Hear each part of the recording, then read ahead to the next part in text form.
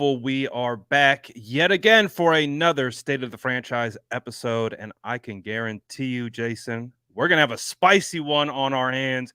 We got national media to talk about. We got 49ers versus Raider preseason. We've got Raiders fans going to 49er murals and holding candlelight vigils over the win this weekend. We got a lot of stuff to talk about, and you already know it's going to come back to the quarterback, so stay tuned. Drop spicy sourdough in the chat. Let's cook. That's Jason Aponte. I'm Brad Graham. We're going to get into it all right now.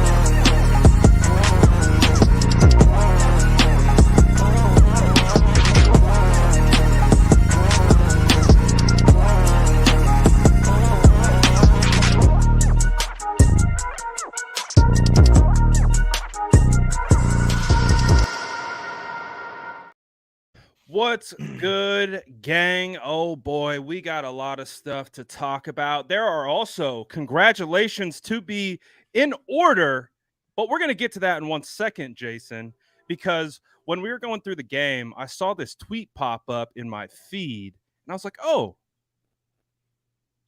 the idea of a franchise kicker is literally the dumbest thing ever spoken about. I was like, franchise kicker. Who said something like that before? Well, not just you, Brad. Who has referenced a franchise kicker before? Oh, there it is. Oh my God. Jake Moody is the franchise kicker. Oh my God. So what you're saying is that I subtweeted Brad Graham, and I mean, look, I know what you guys are here for. I know what you're here for. So we might as well knock this one out first. Let's knock this out first. Jake Moody's going to be fine. Jake Moody's going to be perfectly fine. There is nothing to worry about. It is literally a preseason game, and I think you'll find that that's a theme as we go along through this whole show today. But I will not back off the fact that it was poor process at 99 to draft a damn kicker. And that's my only real complaint. And I think that you're going to find that this episode is going to be a masterclass in process over results. Yeah. Results do not really show you what's going on. And Kyle Shanahan backs that up when he talked about Trey Lance. Jake Moody's going to be fine. Bottom line, Jake Moody's going to be fine. He is going to be fine. Nothing to worry about. But if you think I'm not going to get these jokes off, then you are sadly mistaken, because I am going to let these jokes fly. But I will say this. It still is poor process to draft a football kicker instead of a football player with a top 100 pick. It is very poor process. Very poor process. No, I thought it was funny. I dropped into the tweet. It's like, just at me, bro. Just at me. I'm right here, man.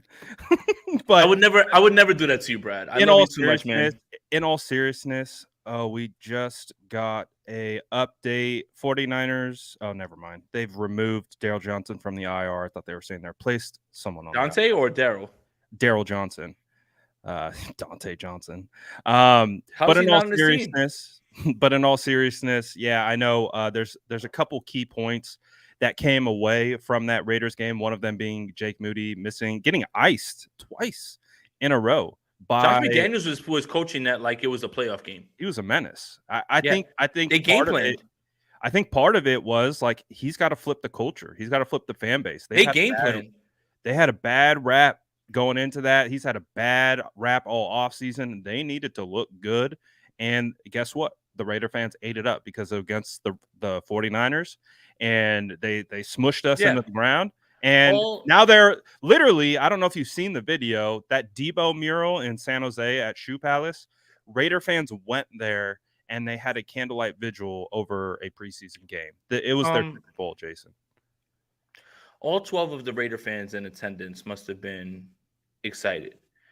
Nobody moves like the 49ers fan base, man. I knew plenty of people that were at that game, and trust me, They were not sitting there acting like that was a playoff game. They were just looking for a reason to vibe in Vegas and watch football. I think what's a little bit lost here is there is a little bit of overanalyzation into what happened in this preseason game, but I think it's due to the fact that 49er fans are starved to talk about actual football. And there's a lot that I have to say about this game. I have a lot to say about why it's not a big deal, why perhaps you may have some concern, why in the grand scheme of things this game will mean absolutely zero.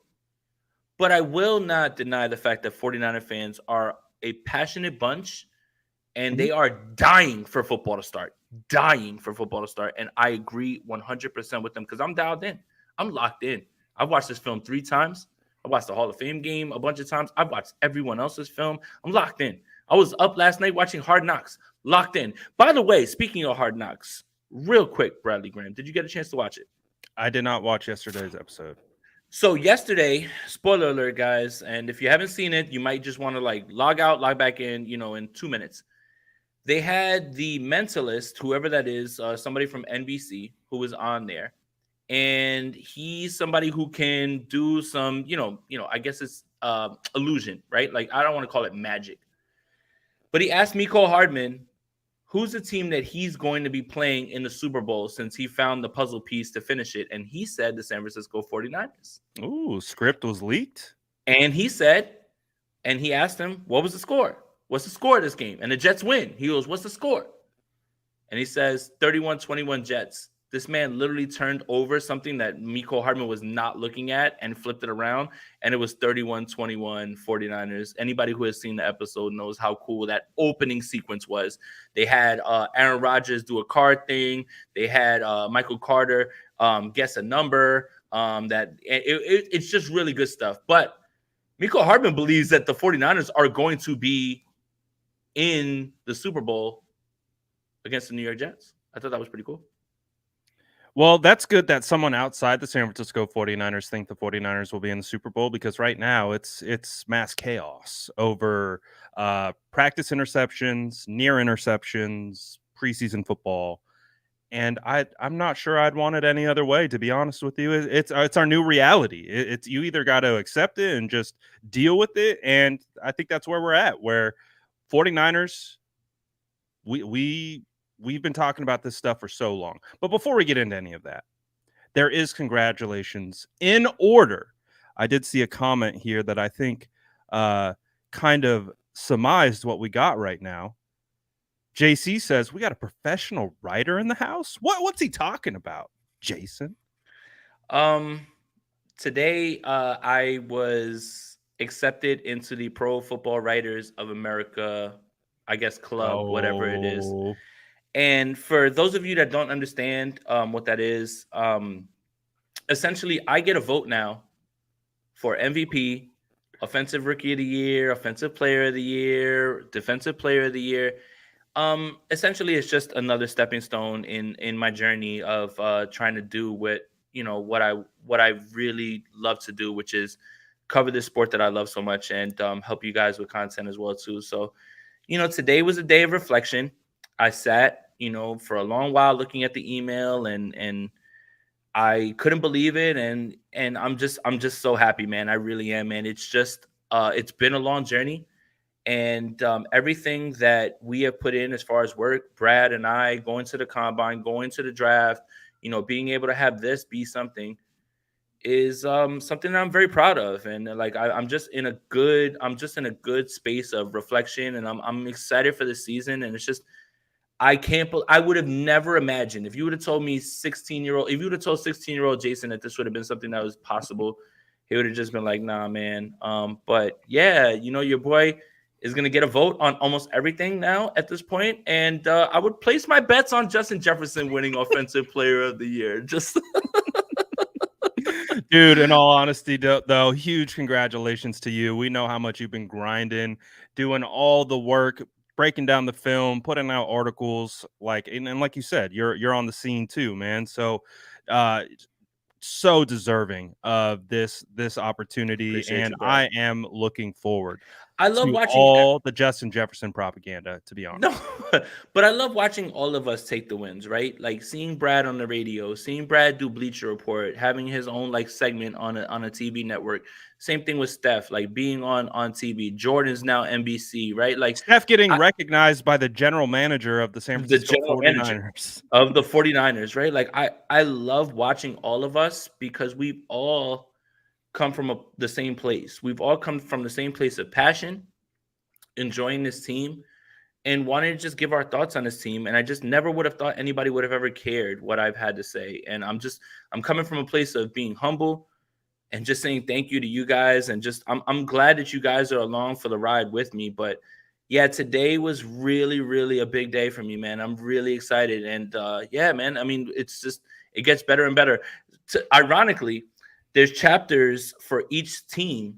The president of the San Francisco 49ers chapter is Matt Barrows. The vice president of this chapter is Matt Mayoko, who, you know, I consider, you know, like I fired my dad and Matt Mayoko is my dad now, like because we had that interview.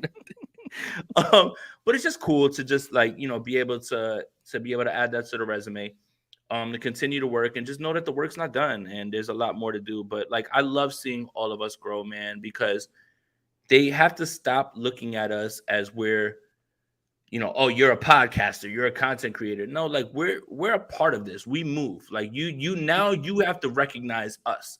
We move. And that's what's important. That's all I care about is being recognized. Whether you agree or not, we move. And now we're a part of the conversation and you have to recognize us. You have to, dare I say, acknowledge us. And that's what I want for everybody.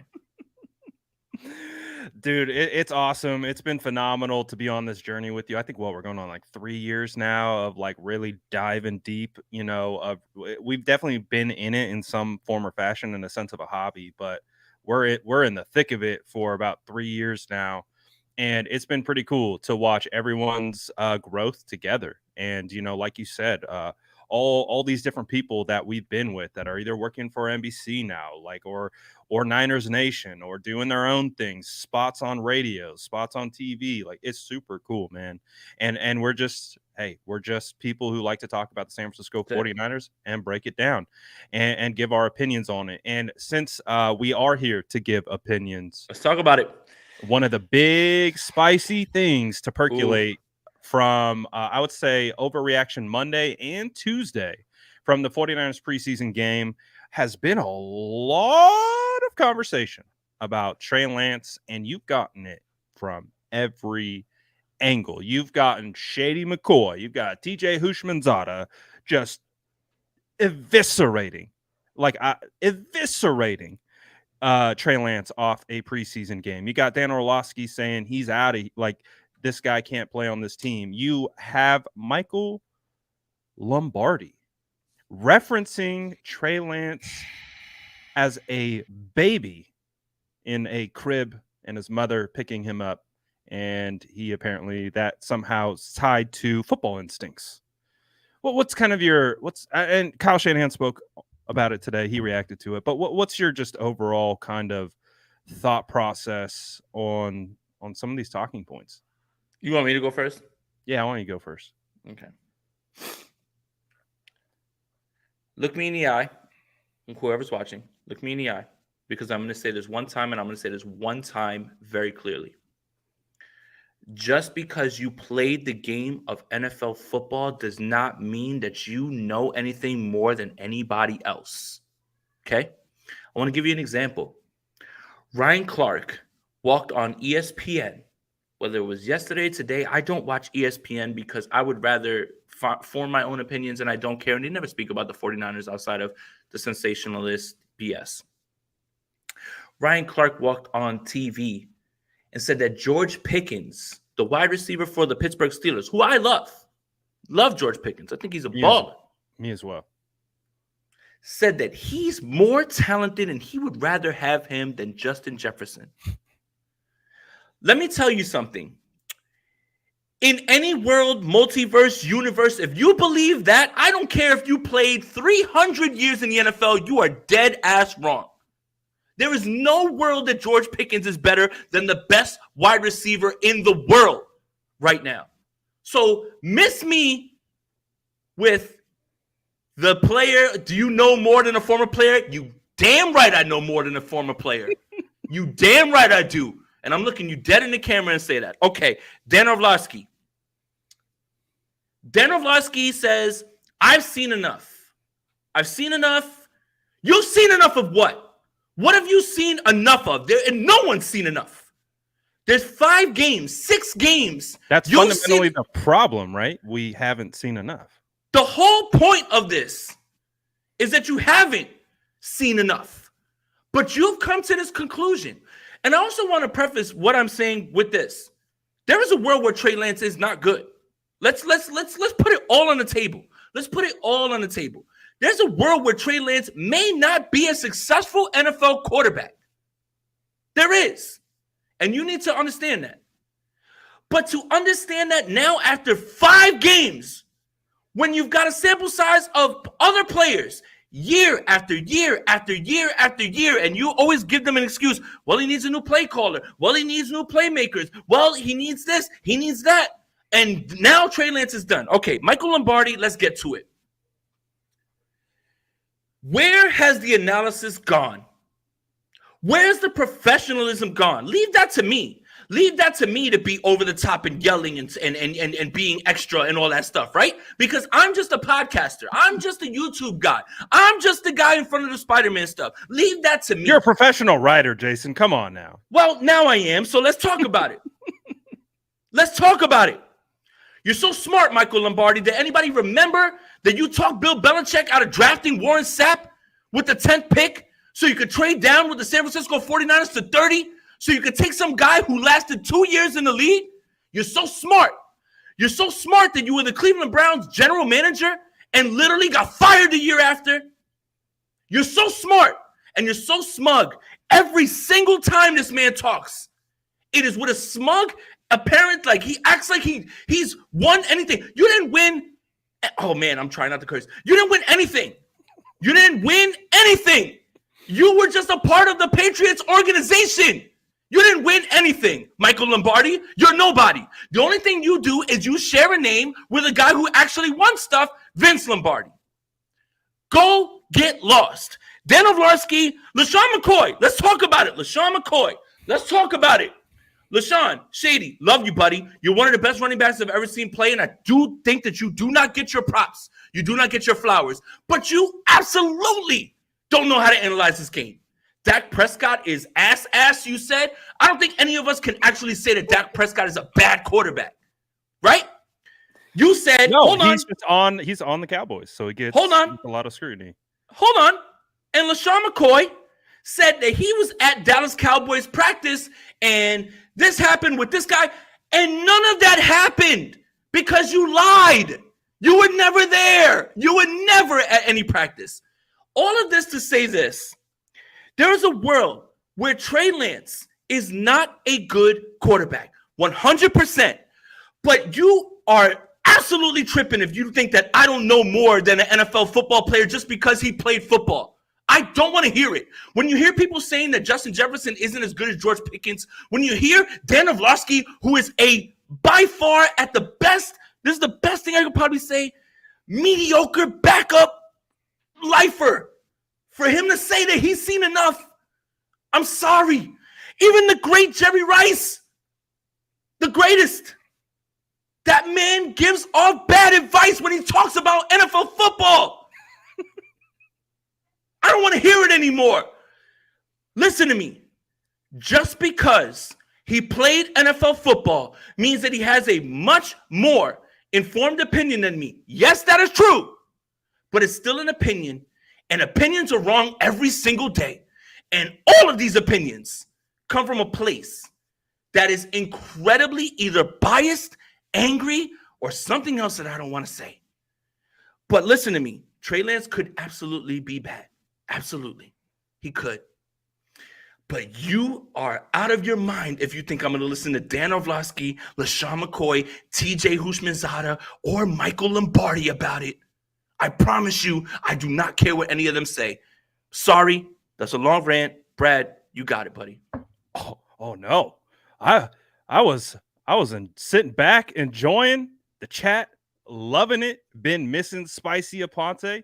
And to be 100% honest, I didn't hear one lie. I didn't hear one lie told.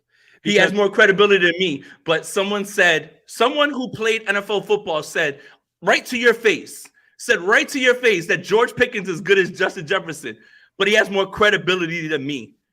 Shut up. Everyone has opinions, right? Shut up. Everyone. And opinions are wrong every single day. I don't want to hear that. You know how people mask bad takes? They say, that's just my opinion. No, opinions are wrong every single day. I could have the opinion that Matthew Stafford's better than Tom Brady. That's an opinion. You know what? That is absolutely wrong. Opinions are wrong every single day.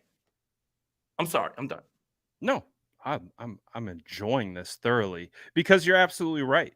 Because honestly, we're talking about a preseason game, right? Just like we talked about at the beginning. We're talking about practice interceptions. We're talking You about know me, Micah. You know me, Micah. That's why you're watching. Who knows you? You know me. There's a time and place for any type of evaluation. Doesn't matter what you're doing, where you are, or what it is. You can evaluate it properly within a specific realm of what the reality is in this particular situation. In this particular situation, we're evaluating a quarterback who's heading into year 3, who missed an entire year due to injury, has been often injured, which has taken reps away from him. And Jason, I don't know how many times it has to be said, but what was the number one thing that Trey Lance needed coming into the draft? Reps. Oh. So 2 things can be true. Trey Lance could have went out against the Raiders and not played really well. Played well in other spots. But we could also say the same thing. We understand why. We understand he needs reps. He needs more opportunity. He needs more confidence. He needs to be built up and propped up to believe in himself. Brad, somebody in the group chat, somebody in the chat let Micah, whatever, he's never heard of me, let him know who I am. Y'all know. Y'all are here. It's cool. Let him know. Micah? Is he having a problem with your takes, Jason? No, it's just I've never heard of you, but everybody knows. Y'all know. Whether you like it or not, y'all know. And I don't care. I don't care. So this whole situation, like, let's, bringing it back to Michael Lombardi, like the conversation around Trey Lance is insane. Like, and I get it. Like, I'm a part of that conversation too, because I'm trying to analyze the quarterback. I'm trying to break down tape. I'm at practice. I'm watching every rep. I'm trying to analyze each individual quarterback based on where they are all at in their process. And guess what? Brock Purdy, Sam Darnold, and Trey Lance, they're all in different lanes of being evaluated. So when you have a guy like Lombardi, who is a former GM, and I think come on and just reference a family member, and I think 2 things can be true. I think he wasn't making a personal attack on his family, but you also, in the same time, you don't invoke someone's family member. You don't need to do that to make a point. You don't have to say, like, oh, well, this guy doesn't have football instincts. Let me talk about his mom and him when he was a baby in the crib. Like, that's where you're going over the line. You don't have to invoke his family. Leave his family out of this. His family, his mom, his brother, his dad, they see all of this, and they are probably just as stressed out about this entire situation as Trey is. And the pressure of the world is on this young man's back, this 23-year-old. We can evaluate him in the lens of football, but when you start to go outside of that lens of football and you start to take shots, and that's why I perceived it as a shot, because why are you talking about this man's family? Like, why did you need to say that specific thing to prove your point that you don't see football instincts in him? You could say literally anything without referencing his mom. We can all relate to that type of you want to talk about instincts of protecting your family. I think that's why he got such backlash, is because you reference someone's mom and him as a child, and it's just like, this feels weird. Upstate New York ain't New York, by the way. I'm good. That's not New York. You might as well be Canada. Listen, by the way, let's just say this. Let's just give a fair assessment of what we saw. Upstate New York is not New York, by the way. I'm good. That's not New York. You might as well be Canada. Y'all not New York. So Don't tell me what happens in New York, because y'all not New York. You might as well learn French. We can talk about Trey Lance and say these things. He missed throws. He looked a little jittery. The offensive line was shaky in the beginning. He sat there and he made good throws.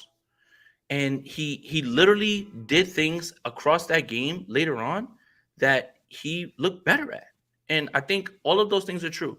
Is that he needs reps. He missed throws. He at times ripped throws. He made some off-script plays. That jump pass was very good. He made a throw that the touchdown pass is poor process, and it's the result.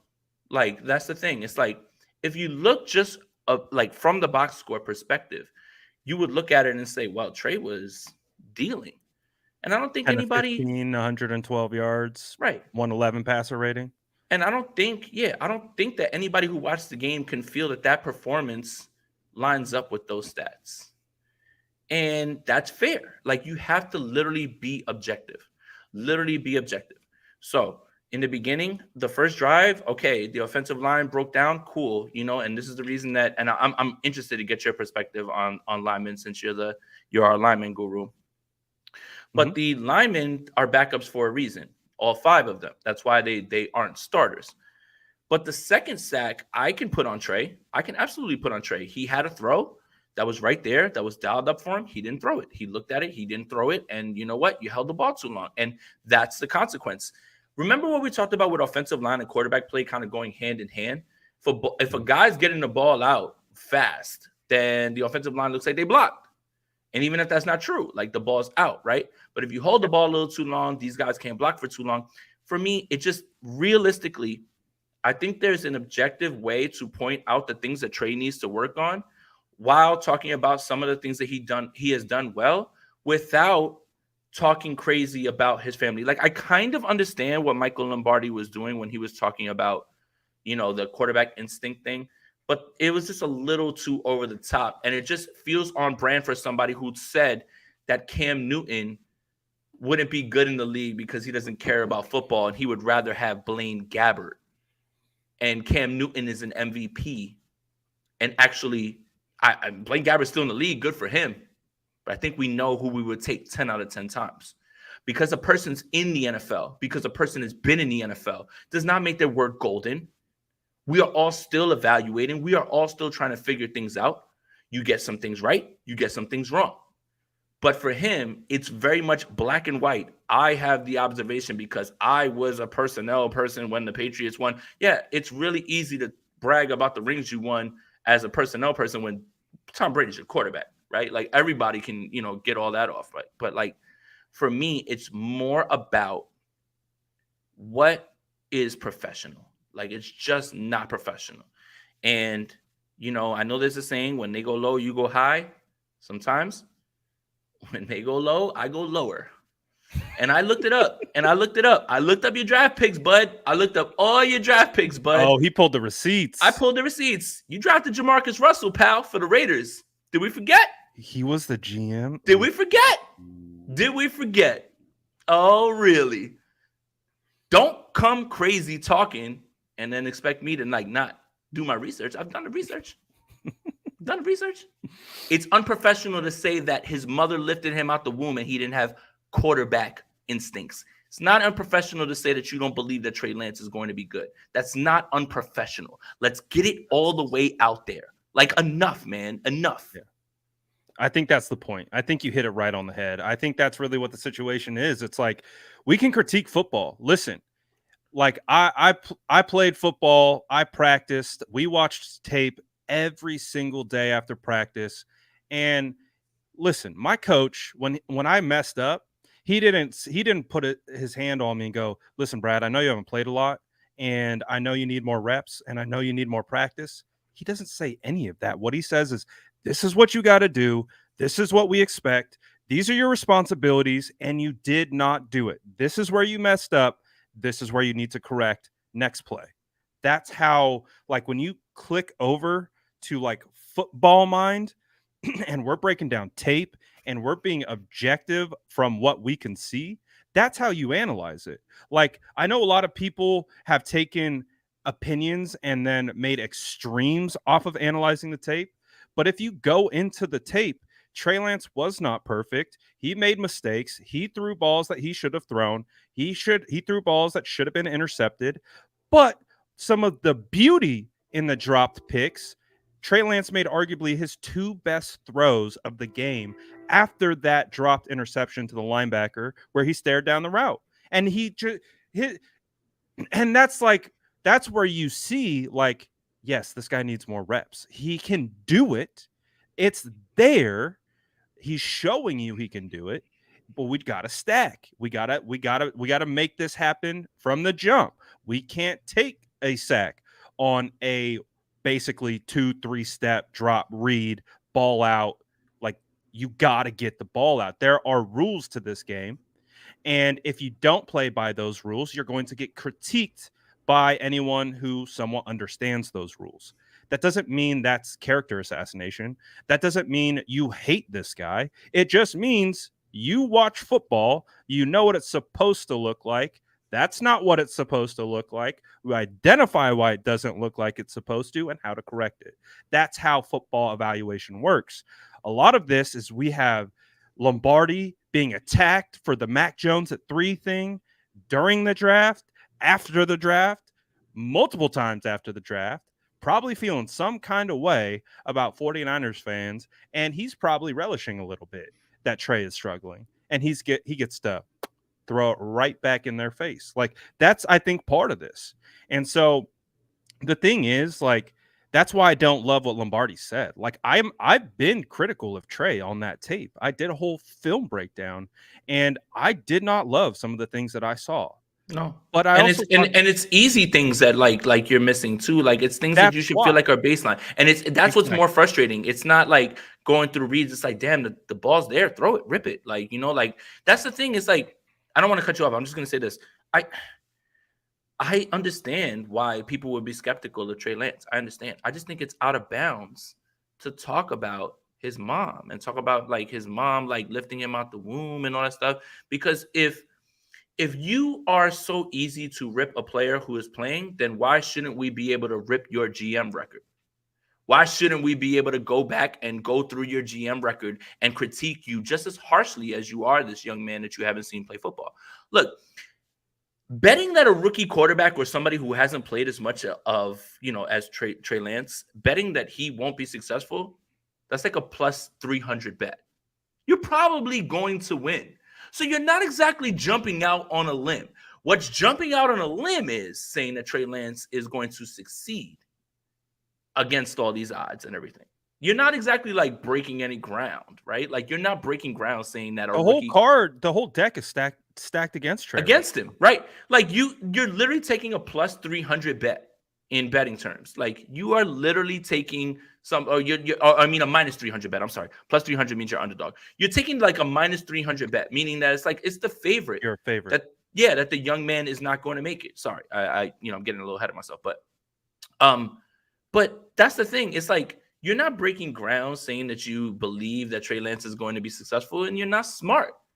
You're just going with the odds-on money in terms of that. And I won't disagree with you in that. Again, I do not dispute anything that you said. I saw a lot of things when I watched the film 2 and 3 times that I am very concerned about, even if it is preseason. Very concerned about ball placement, time that the ball needs to get out. When you call 2 curl routes on the inside and you dump it down to, like, the third option, which is a check down off of play action, that's not good. That's not good. It's just not. But let's keep it football.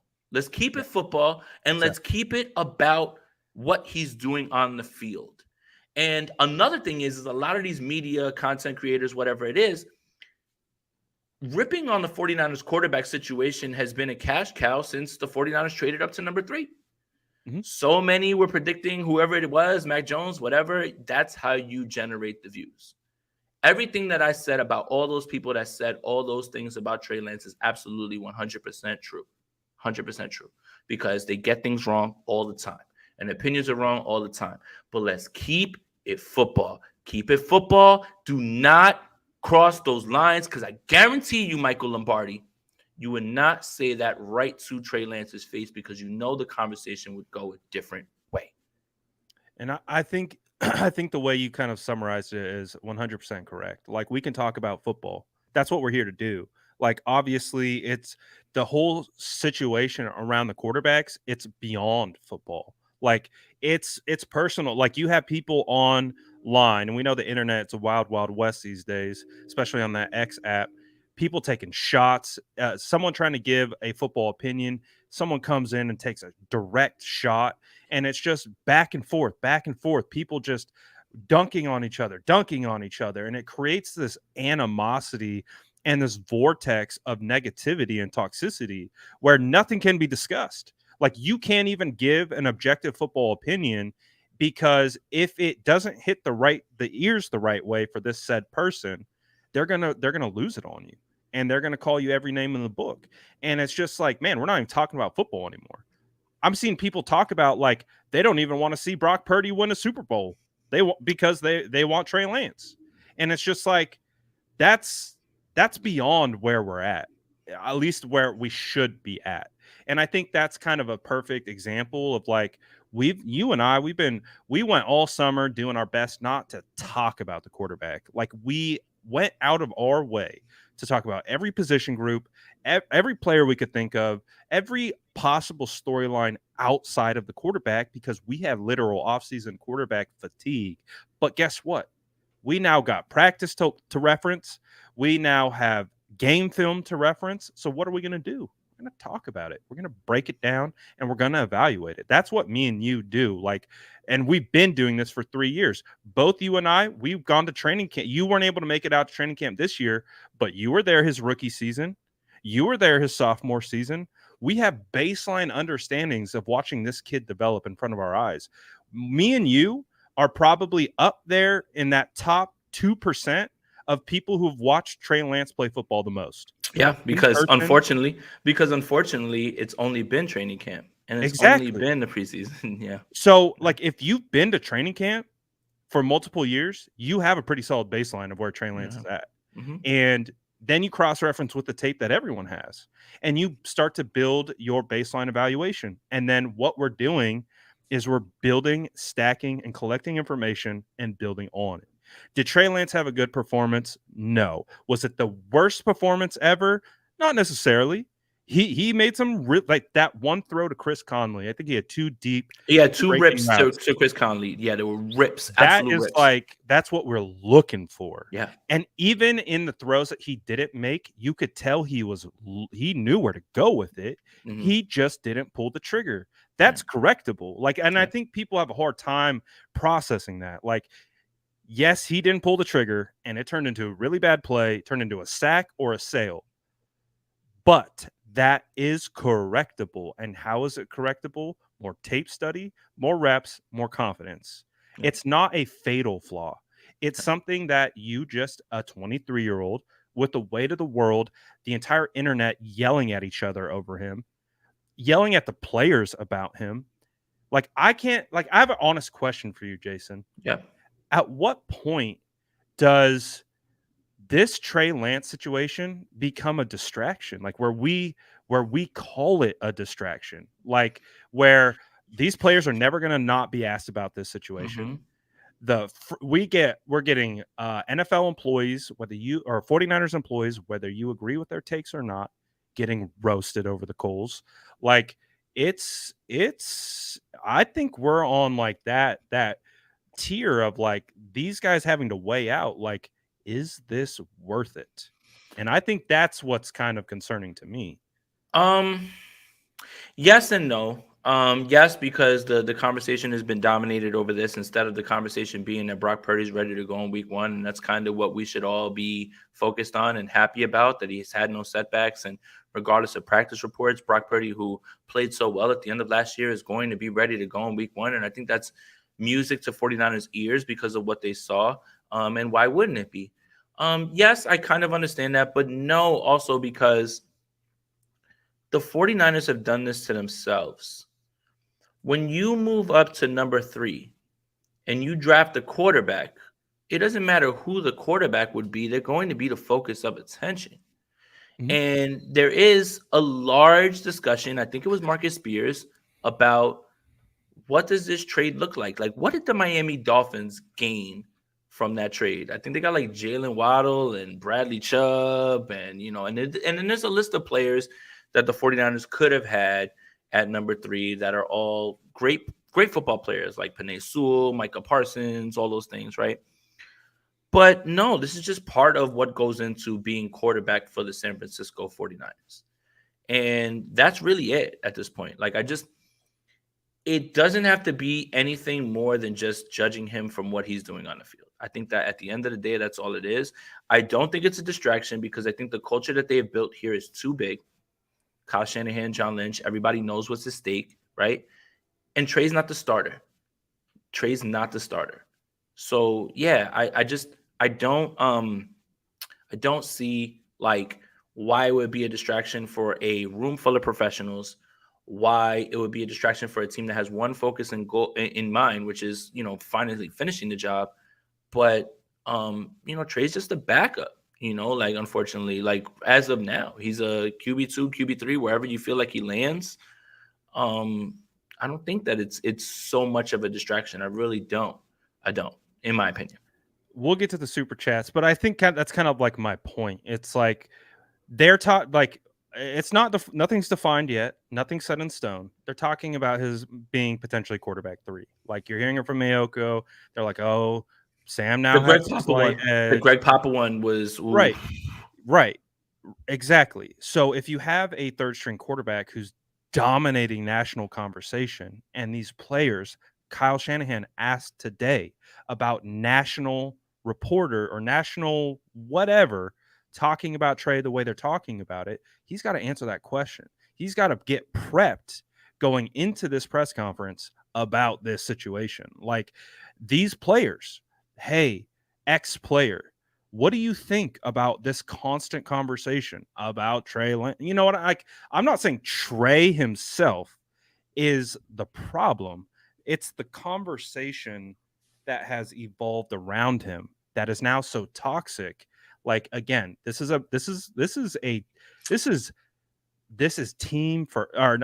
business first, right? We understand the NFL is a business. It's a bottom line business. It's about making money.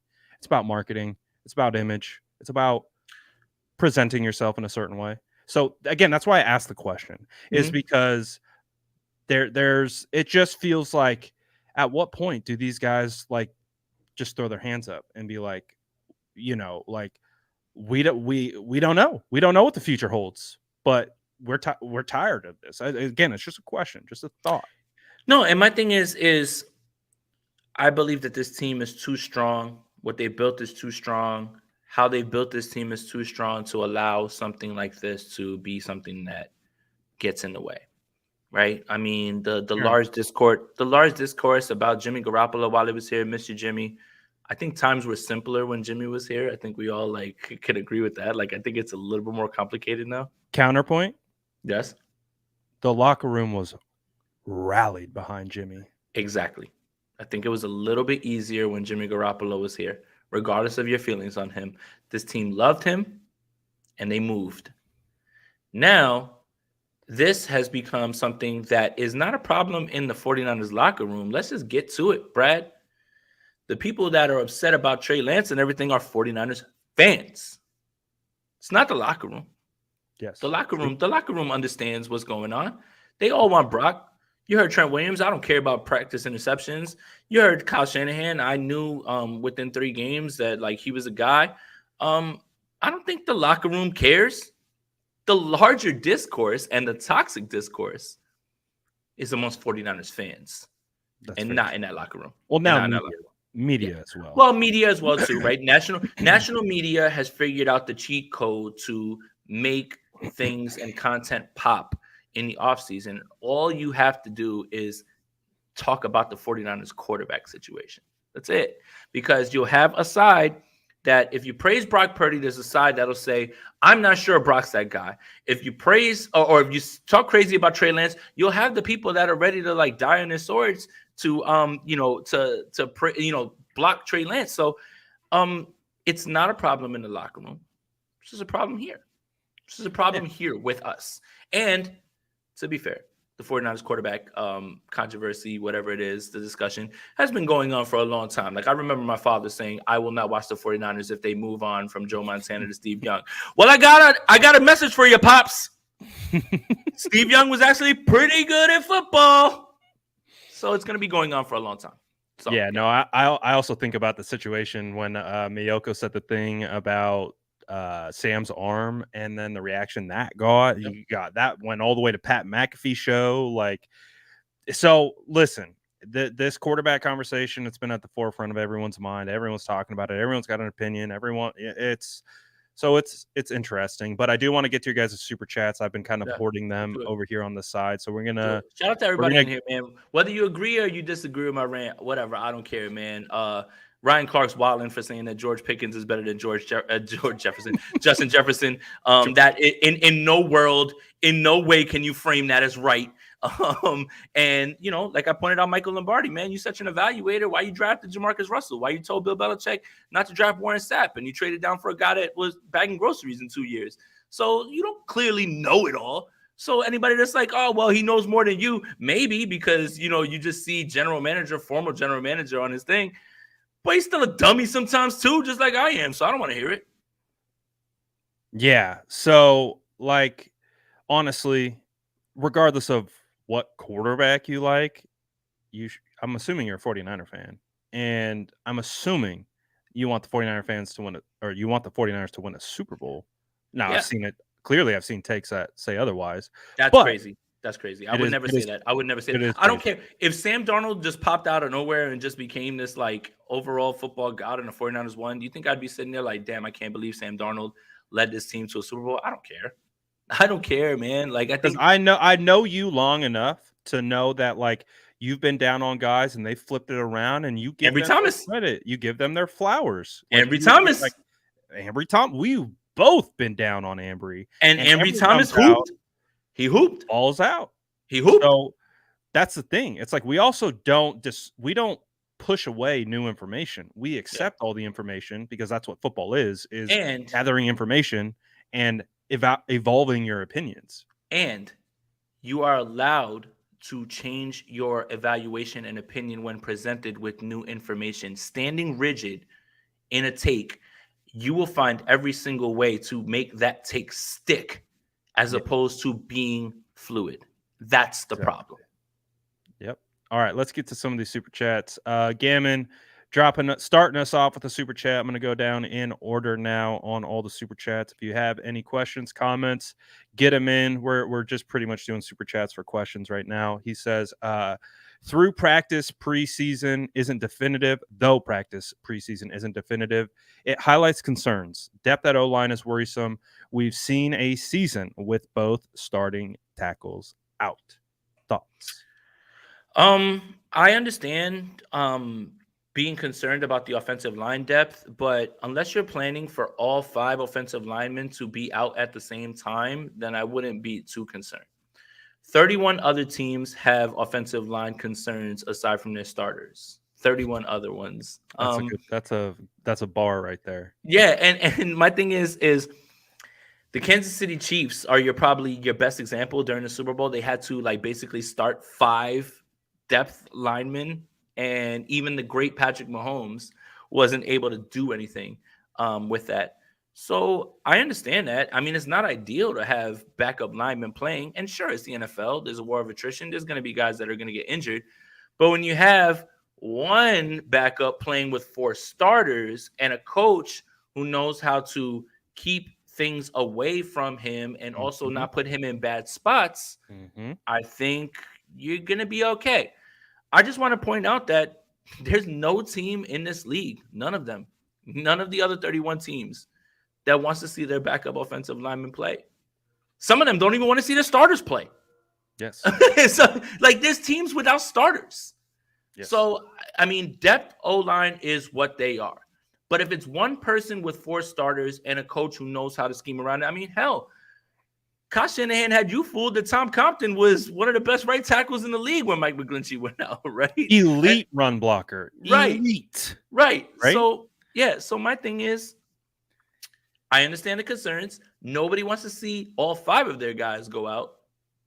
But is that really something that's realistic? I really wouldn't. But it is a concern, 100%. It's a concern.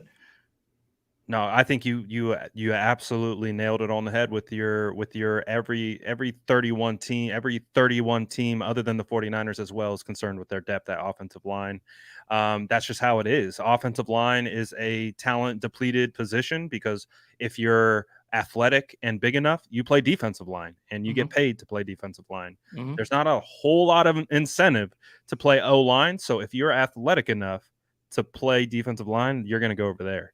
Even if it means being a mediocre defensive lineman, you're going to get more money, you're going to get more recognition, and you're going to get more praise for it. It's just part of the problems. I will say this from that game, pleasantly happy with Jonathan Feliciano. I like it. I like it. Didn't see one misstep by him. I was Poe concerned. Together were doing a pretty good job. Poe had like one or two like mental lapses, which again I can't even fully say they were his fault. We just had some breakdowns, but Poe did pretty decent for the most part when he's playing assignment sound. There's some blown assignments. I can't identify exactly who's at fault, but there was some blown assignments. Zakel, I would say, struggled the most. Pryor struggled pretty much. I think Leroy Watson did okay. I think Leroy Watson is a developmental prospect who's showing me a little something. He's not there yet. He's not perfect, but Leroy Watson looks all right. Jalen Moore is kind of Jalen Moore of that what we've seen. And again, part of the reason why I was banging the table for a tackle in that 3rd round, because what do we got? In the 3rd round? In the 3rd round? So you mean at pick 99 you could have had Blake Freeland? Pick 100 too. So someone of that ilk. You could have pick 100 too. You had to get that franchise kicker though. You had to make sure you locked in that kicker though. You got to make sure. Jason, mark my words. Moody's gonna make you burn that Gonzalez jersey. I'm good. I want him to make my claim now. I gotta Jake, write it out now. Jake, I know you're watching me. Make every single kick, buddy. It's still poor process. I don't care what anyone says. There is no reason to try to find a franchise kicker. Zay Gonzalez is on your team. He's been a kicker. Robbie Gould is still available. I am sick You watch of this. your mouth, pal. You put some respect I am sick of this on Jake Moody. Y'all are all going to be sick when Robbie Gould joins the Dallas Cowboys and wins a bunch of games for them with like his leg and stuff. Like guys, you can say the organization knows better. Look what they've done, because why wouldn't you? Their track record is incredible. I mean, look what they found in the 5th and 6th rounds. It's okay, though, to say there was poor process to draft a kicker when you're so worried about O-line depth, but nobody wants to say, damn, we could have had an offensive lineman at 99, but yet, you just needed to have that franchise kicker. That's all you needed. It's all you needed, really. Like, you really just needed that. I'm still holding out hope for my mental health that Jake Moody turns into a future Hall of Famer. So it's preseason. Moody will be fine. I'm gonna give him benefit of the doubt. He's gonna be fine. Yeah, he's gonna be fine. No, and Brett Rumbeck's in here. You know that he's banging the table for offensive linemen. No, Moody's gonna be fine. Like again, look, Moody's going to be fine. Let me reiterate that. Moody is going to be fine. But the Moody thing is going to be the masterclass of process and results. Process would dictate when you have a top 100 pick that you draft an actual football player. Results would be when Jake Moody wins 1 game or 2 games, right, with his leg, with the game-winning field goal. Or becomes a franchise kicker, which is literally what we're hoping for. But the thing is this. There was a football player out there who would play every single snap for you. Every single snap. Every snap. Not just 4th down when it's time for him to come on out, which is a hard job. I definitely don't want to downplay that. It's poor process, but the result may be better than that. That's it. That's what it's all about. It doesn't matter at this point. Moody's going to be fine. Moody's going to be fine. But for anyone to sit there and act like it was purple, it was like perfect process. Purple, I don't know where that came from. Perfect process to take a kicker at 99. Come on. Come on. I don't think anyone's really defending the process. We just switched our No. energy And to be that's like, it. That's it. Just please make your kicks, be a dude. good Just make kicker your kicks. so we Just make your can kicks, defend dude. the process. We Just can make look your back kicks, and be dude. like, Just it make is your a good kicks, dude. process to Just take make the your kicks, dude. kicker. So it didn't start off hot, right? Just He make got iced. that's he's gonna be fine. He's going to be fine. He's gonna be I thought it fine. was interesting about Tabor Pepper's comments on it. He's like, I think he said it was wild that they got iced, and even Jake Moody said we didn't have a process for it. Clearly, it worked. So again, trying to look at the brighter things was not a good outcome at all. A good kicker can be the difference between a Super Bowl and a wasted season, e.g. Vinatieri. Hey, Jason, he needs reps though, so let's give him. I mean, he should sit behind 10, right? He should sit behind 10. He should sit behind 10 because he needs to sit for a year. I love the Adam Vinatieri argument. I do, because it completely discounts the guy who got Adam Vinatieri into field goal range. It's like we almost like we're just like, oh well, he made the kick. Did Adam Vinatieri quarterback the team into field goal range in the last second of the biggest moment? Like, are we losing sight of the forest by looking at the trees a little bit? Like the same argument with Akers being like the highest most points in a singular season because Alex Smith and Frank Gore would just march it down to field goal range because they couldn't complete third downs and they would kick field goals every. And I saw someone on Twitter saying to me, well, Bill Belichick doesn't win all those Super Bowls without Adam Vinatieri. What about number 12? Do we know what number 12 is? Like, do we know what number 12 was able to do? Like, the guy literally, where was Adam Vinatieri when they were down 28-3? I don't want to hear this anymore about the damn kicker and what goes on. You have one moment to get it done. I understand. It's tough, right? It's really hard. Really hard. I get it. But how did we lose sight of the fact that Tom Brady was the one that moved them into position? It's not like Vinatieri's kicking it from 99. If he's kicking it from the 1, then damn, you know what? I get it, man. Like, I completely get it. I completely get it. And every single Hall of Fame kicker, almost all of them, were not drafted. None of them. Not Justin Tucker, not Adam Vinatieri, none of them. So do not tell me that a third round pick is worth a kicker when history has literally told you can find them at your Trader Joe's. You can find them kicking footballs like the kid from Little Giants. Stop it. Oh my God, man, with this stuff. I want him to succeed and he'll be fine. But don't lie to yourself and say it was good process. Don't lie to yourself. Please don't lie to yourself about that. Please. The thing that I'm holding on to is that I think I saw Justin Tucker miss like 50% of his field goals in his rookie year in his preseason, and so I'm gonna put that in my back pocket. I mean, if he turns into Justin Tucker, great. And I'm gonna have some blind optimism. No, make sure you like tag me. Make sure you tag me too and be like, I'm tagging you next time. Be like, get cooked. You know what's gonna happen when Jake Moody kicks the game-winning field goal. It doesn't matter what a kicker does. We're coming. Y'all got it mixed up. I don't want him to miss kicks because I want this team to win. I know. But I'm not going to get off. I'm not getting off my process. I'm not getting off my process. And I don't think either one of us will. Like, we were both in the same boat. Like, man, you can find these guys. Like, it's a crapshoot, but you can find them later, and it happens all the time. But the 49ers wanted to be as sure as didn't he just get cut by the Cowboys? He got cut but he was fine when he was on the 49ers. He was booming them things. What was it, booming them hoes like like Croc says. That's the thing. It's like to blame whatever the third round process is and just say, well, let's just throw it away on a kicker.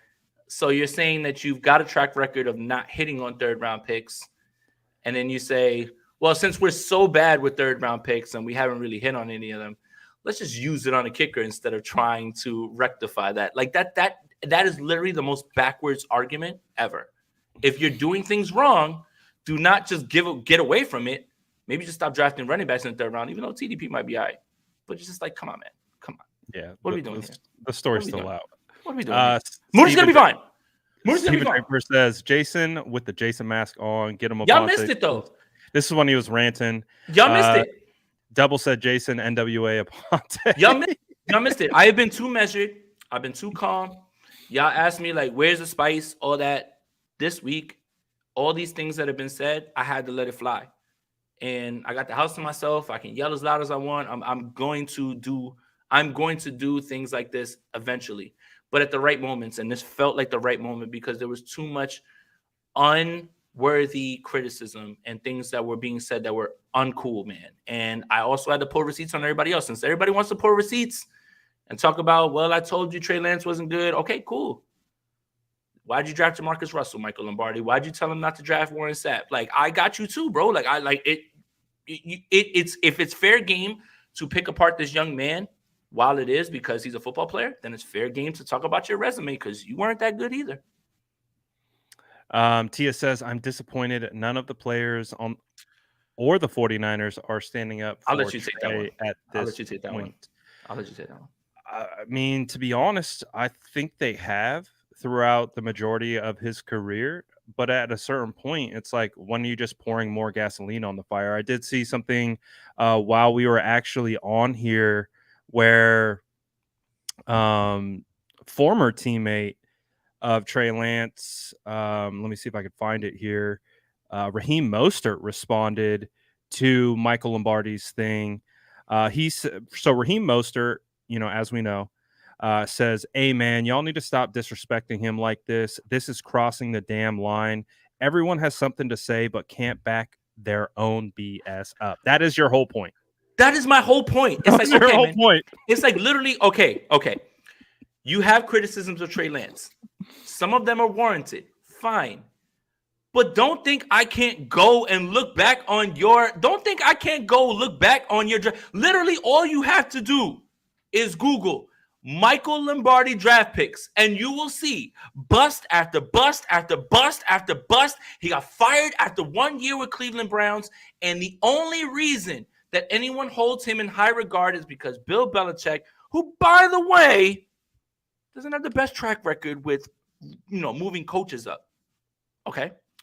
By the way, that's what I wanted to say about that. But like Bill Belichick, just because he says that he likes you, I like a lot of things that aren't popular. Like I like the New York Yankees. They suck. Nobody likes that. But just because I said it doesn't mean anything. Doesn't mean that just because Bill Belichick says something, Charlie Weiss wasn't a successful coach. Matt Patricia wasn't a successful coach. The only Bill one Belichick brought in Patricia to be his offensive coordinator. 100%. And Bill O'Brien's the only one who was actually a successful head coach. You just remember him for being a bad GM. Right. Like, you just remember him for being a bad GM. He wasn't a bad coach. The Texans won 12 games every year that basically he was there regardless of the quarterback. I think you kind of like forgot that. You just remember the terrible trades he made. So, again, I think this kind of goes back to my point about players. You might have been a great player in the league. That don't mean you know ball and you can evaluate it. You know how to play the game. You don't know how to evaluate it. If that's the case, then why isn't every single head coach former players? Why isn't every single position coach former players? Some of them played at a certain level. Mike McDaniel was a ball boy. Kyle Shanahan played at Texas. Like, none of these guys played in the NFL. I despise the rhetoric of, well, he played in the league. He knows more than you do. He just has a more informed opinion. That's all. Mm-hmm. But opinions are wrong every single day. Every single day. Every day. Yep. Absolutely. Tia says, let's go Mostert. Not on the team. And he's saying something. Where's Kittle? Where's Debo?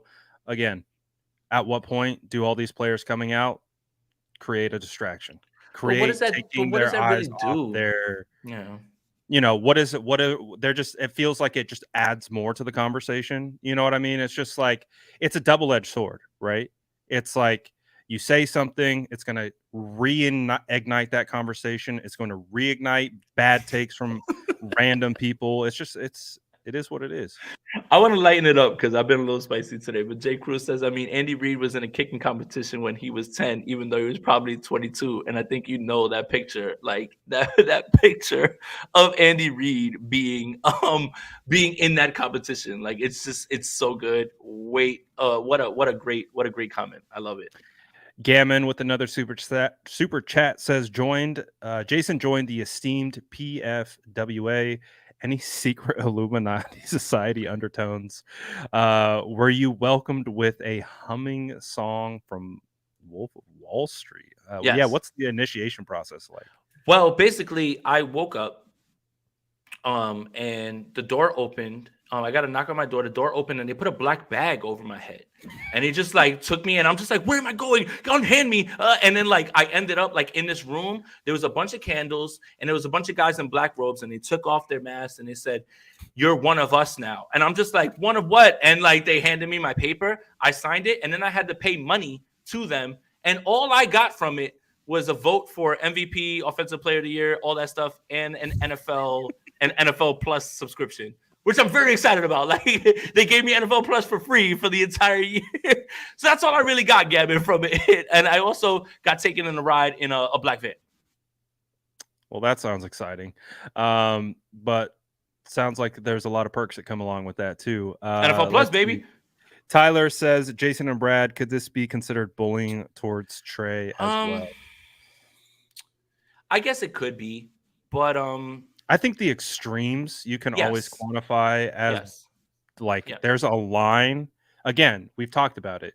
Evaluating football is one thing, and being critical of play on the field, that's always going to be warranted. Players know this. Like, they understand if I don't go out and perform, my game is going to get critiqued, and that's what it is. That's why they always say put it on tape. The eye in the sky doesn't lie. So you got to put it on tape to escape the critique. But there is a line where you go beyond critique and you're just taking shots. And that's what the current state of this discourse is that no one's talking about the football anymore. They're just taking shots because they've taken shots. So now they're taking shots back. And I also think it's a result of the era we live in, right? People wouldn't be able to have a platform to say things about people like this without social media, without these large platforms like FS1, any of those things, anything like that, right?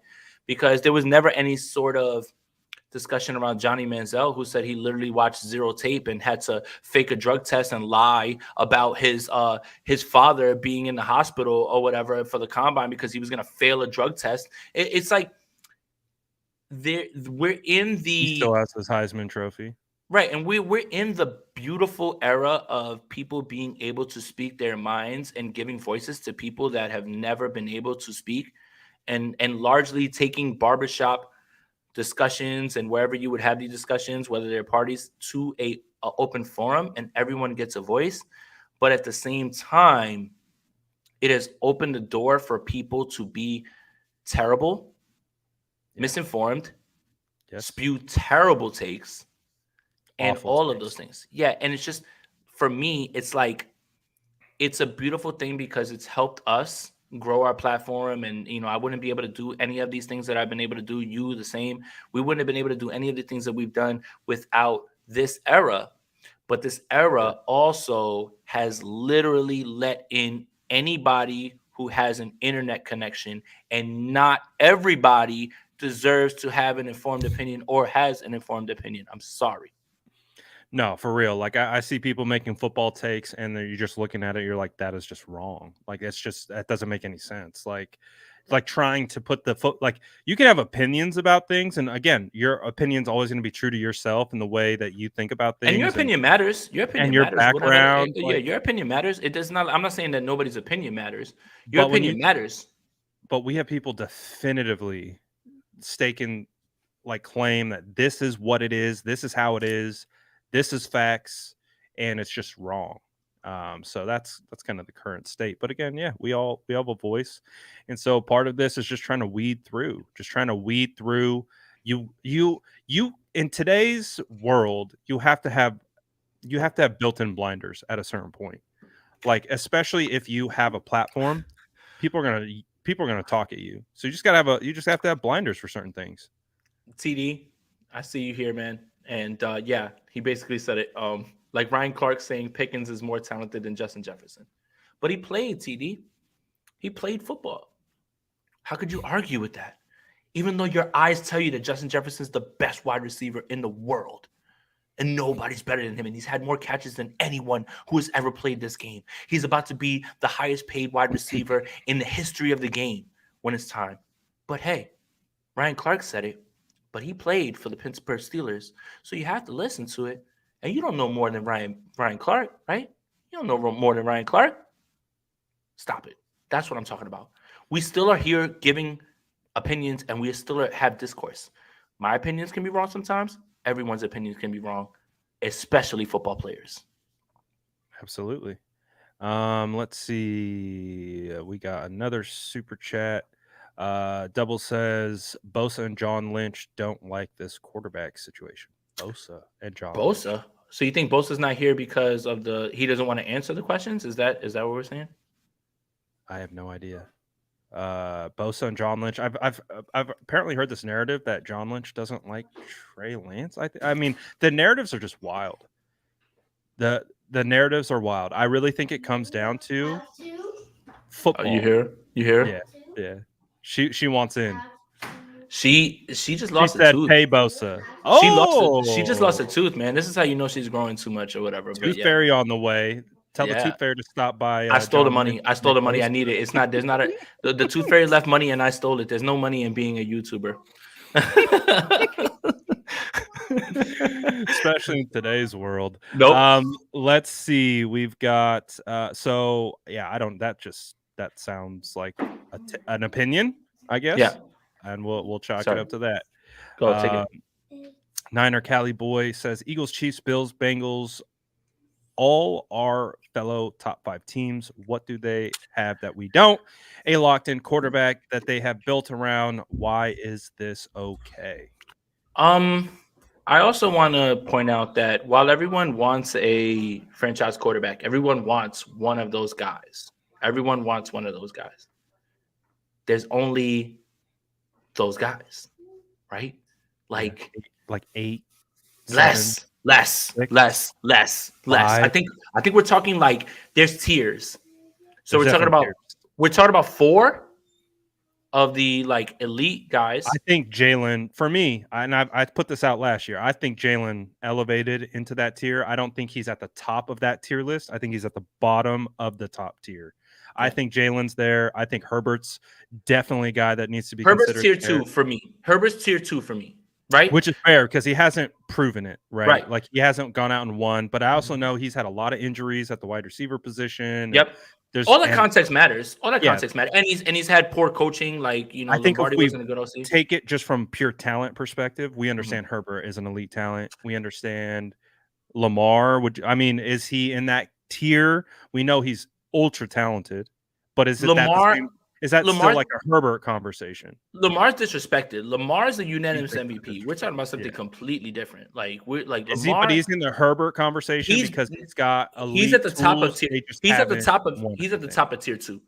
Okay. He's at the top of tier 2, and he's getting ready to break into that. Like if Lamar goes out there with Odell Beckham, Zay Flowers, and Rashad Bateman in Todd Monken's offense, and he shows you that he can throw the ball and deliver it, because the only argument is just people who want to nitpick and how they think the position should be played, as opposed to just guys who know how to succeed and win. Yeah. For me, the top tier is like Mahomes, Allen, Burrow. Like those are like the guys that you would like move heaven and earth to have. But there are guys in tier 2 that are knocking on the door of tier 1. Herbert, Lamar, right? Like there's definitely guys that are there, like right there, right? Trevor Lawrence, if he has another good year, he'll be right there too. Let's see. But after tier 2, and Rodgers also too, Axel, by the way, good call. Like absolutely. He's in tier 2 as well too, but he was tier 1. Like he was the top of the tier 1 for a long time. Yeah, for sure. But tier 3 and tier 4 is filled with a bunch of guys that are literally, you can change them up week to week. There's a drop off, right? Yeah. Kirk could lead that whole group one week. And then it could be Stafford. And then it could be Dak. And then it could be, we were talking about Jimmy as a top 10 guy. Right. And he's in there too, right? Like again, like that group after the top 2 tiers, which I feel like are the guys that are either elite or just knocking on the door of being elite, are all guys after that, you know? Dak, they can get it done. Kirk, they can manage Dak, Kirk, an offense. All those guys, right? All those guys are like in that same tier. But that's the part. It's like, I think that's where a lot of 49ers fans' frustration comes with the number 3 pick. Yeah. Is when you're at 3, you think you're getting one of those guys. Yeah. And unfortunately, the biggest mistake that the 49ers have ever made as an organization was their timeline and what the number 3 pick in Trey Lance needed, which was time to actually play. You let Trevor Lawrence go through the bumps and bruises. You let Justin Fields go through the bumps and bruises. Look at what the Colts are doing. You let Anthony Richards go through it. He's going to have a rough year this year. Quarterback, they're all starting. CJ All Stroud, of them. all of them. All of them. But the 49ers team was on a different timeline. When you're picking from number 3, your team is not good. Yep. The 49ers were a team that had an injury-ridden season in 2020 and moved up to 3. That is the biggest misstep of this organization, was thinking that they could balance the development process of Trey Lance while having a Super Bowl-ready roster every single year. And that is the one thing, again, process and results. And I think that's why a lot of 49ers fans, no matter where you are in this, if you don't believe Trey Lance is good, if you believe Trey Lance is good, that's where the frustration stems from. That's where the frustration stems from. And the reason why it's okay is because they've at least attempted to get that guy. That's what they thought they were doing when they got Trey Lance at 3. Like, that's the process over results. The results haven't aligned with what they had hoped for, but it's also, again, bringing in a young, inexperienced quarterback with little reps into a situation, into a locker room that is completely 100% behind Jimmy Garoppolo. Like, I had just posted about this after we did my film breakdown. The fact that they took Trey Lance, plopped him into that locker room that loves Jimmy, and drafting Trey signified the end of Jimmy. And then in the Detroit game, they go down the field. Jimmy marches them down the field, and Trey Lance is the one who scores the first touchdown of the season. That created turmoil. The fact that created turmoil should tell you everything you need to know about Trey Lance being a part of this team. Is that Trey wasn't like, we got our franchise guy, we're going to support him, we're going to build around him. It was like, nah, Jimmy's still the quarterback. Jimmy's still our guy. He's still the starter. And it created, like, just like we've seen, I think, in the fan base, it creates a natural division. It creates, like, Jimmy's always going to be their guy, even when he's on the Raiders. That's still their guy. Love you, Jimmy. Miss you, buddy. But Trey was the guy coming in to replace. Yeah. Jimmy. You know what I mean? So I think that's a whole nother dilemma. That's a whole nother pod episode, like, that we'll talk about in the 30 for 30 when it comes out, because it's going to be phenomenal. I can't wait for it. Hey, look, hour 15 in here, man. No matter how passionate I get, no matter how much I yell, man, shout out to all you guys watching this, man. You guys are the reason that, like, I'm even able to just be on here. Make sure you like this video, subscribe to both channels, hit that notification bell. Brad's doing incredible work. You guys know that. I'm passionate like you guys. I don't always get it right, but I'm not going to sugarcoat how I feel one way or another, just like you guys won't. So, man, shout out to you guys, and shout out to the 49ers fan base for always being so passionate. Gammon, Jason, yell at me your love. I love you, Gammon. Love you, buddy. Thank you for being a mod. Love you, man. Hell yeah. So, again, back to the original question. We'll wrap it up, and we still got more super chats coming in. Run through it. Why is this okay? Again, you want to hit. It's not like they haven't tried. And, unfortunately, it is what it is. And they found a situation where it doesn't feel like it's working out with Trey, but they found Brock. And, they're trying to balance that out. They're trying to make it work. We're going to see. This is a big year. Like, yes. I think this is also true about this year. Brock is quarterback 1 right now. I don't think he's franchised yet. I think this year is going to prove if he can be franchised. If Brock Purdy can come in and take this team to the NFC Championship game again, can take him to the Super Bowl, that's where they're going to look at Brock and be like, okay, we can build around you. He needs to prove he can come back from the injury. He can duplicate what he did last year. Not only duplicate, but build. So there's still a window, like, where, hey, maybe Sam get some play time, because we don't know yet. Like, the totality of the quarterback position, we just don't know. So even with Brock, like as quarterback one, we still don't know what next year will even hold. It could be a completely different scenario next year, but we got to wait and see. We got to play it out. Double says, I'm going to draft a kicker in the 3rd round in my fantasy league. You are going to lose your fantasy Let me league, know what fantasy league you're in, and I hope it's for money. so you can join and get in. Look, on that. your secret fantasy advice. No matter what, even if your league is one of those primitive leagues that still enjoys kickers being there, don't draft a kicker. Draft players with high upside at the end of your draft that you believe will break out, maybe a handcuff running back, something like that. And then you can make a decision based on injuries, put a guy on IR, pick up a kicker, and rotate them. Kickers don't matter in fantasy. Kickers don't matter in real life, man. They just don't. I'm sorry. We're just And right on cue, we got another kicker question. Is it time to worry about this team? Quarterback, right tackle, kicker? No, I don't think so. I mean, with quarterback, you kind of know what you have. Yep. You kind of know what you have with Brock. I think there needs to be a little bit of tempering of expectations when it comes to what you think Brock will be coming back. Like if you expect him to be that guy that was like locked on the whole way, like the end of the year, I think we should dial that back a bit. The 49ers can still win games even if he does regress early on. Eventually, you may see that guy that you saw later on in the year, last year. But I think you're fine there. Right tackle, we really don't know. And I do think that the 49ers organization has gotten the benefit of the doubt. I mean, last year, the entire interior offensive line was brand new. And one was a guy who never played a game. Another was a guy who was a rookie. And another guy was a guy who started one game. And that turned out all right. So you have to trust the coaching, right? Like they're not going to leave them. And kicker, I'm not worried about that. I am not worried about that at all. I think Jake's going to be fine. Like as much as I make jokes, I'm going to get these jokes off. And I understand that you guys, every time a kicker misses a kick, you guys think of me and everything. That's fine. Jake Moody's going to be fine. I don't want that to be my brand, though. What my brand needs to be is that I'm a wide receiver connoisseur.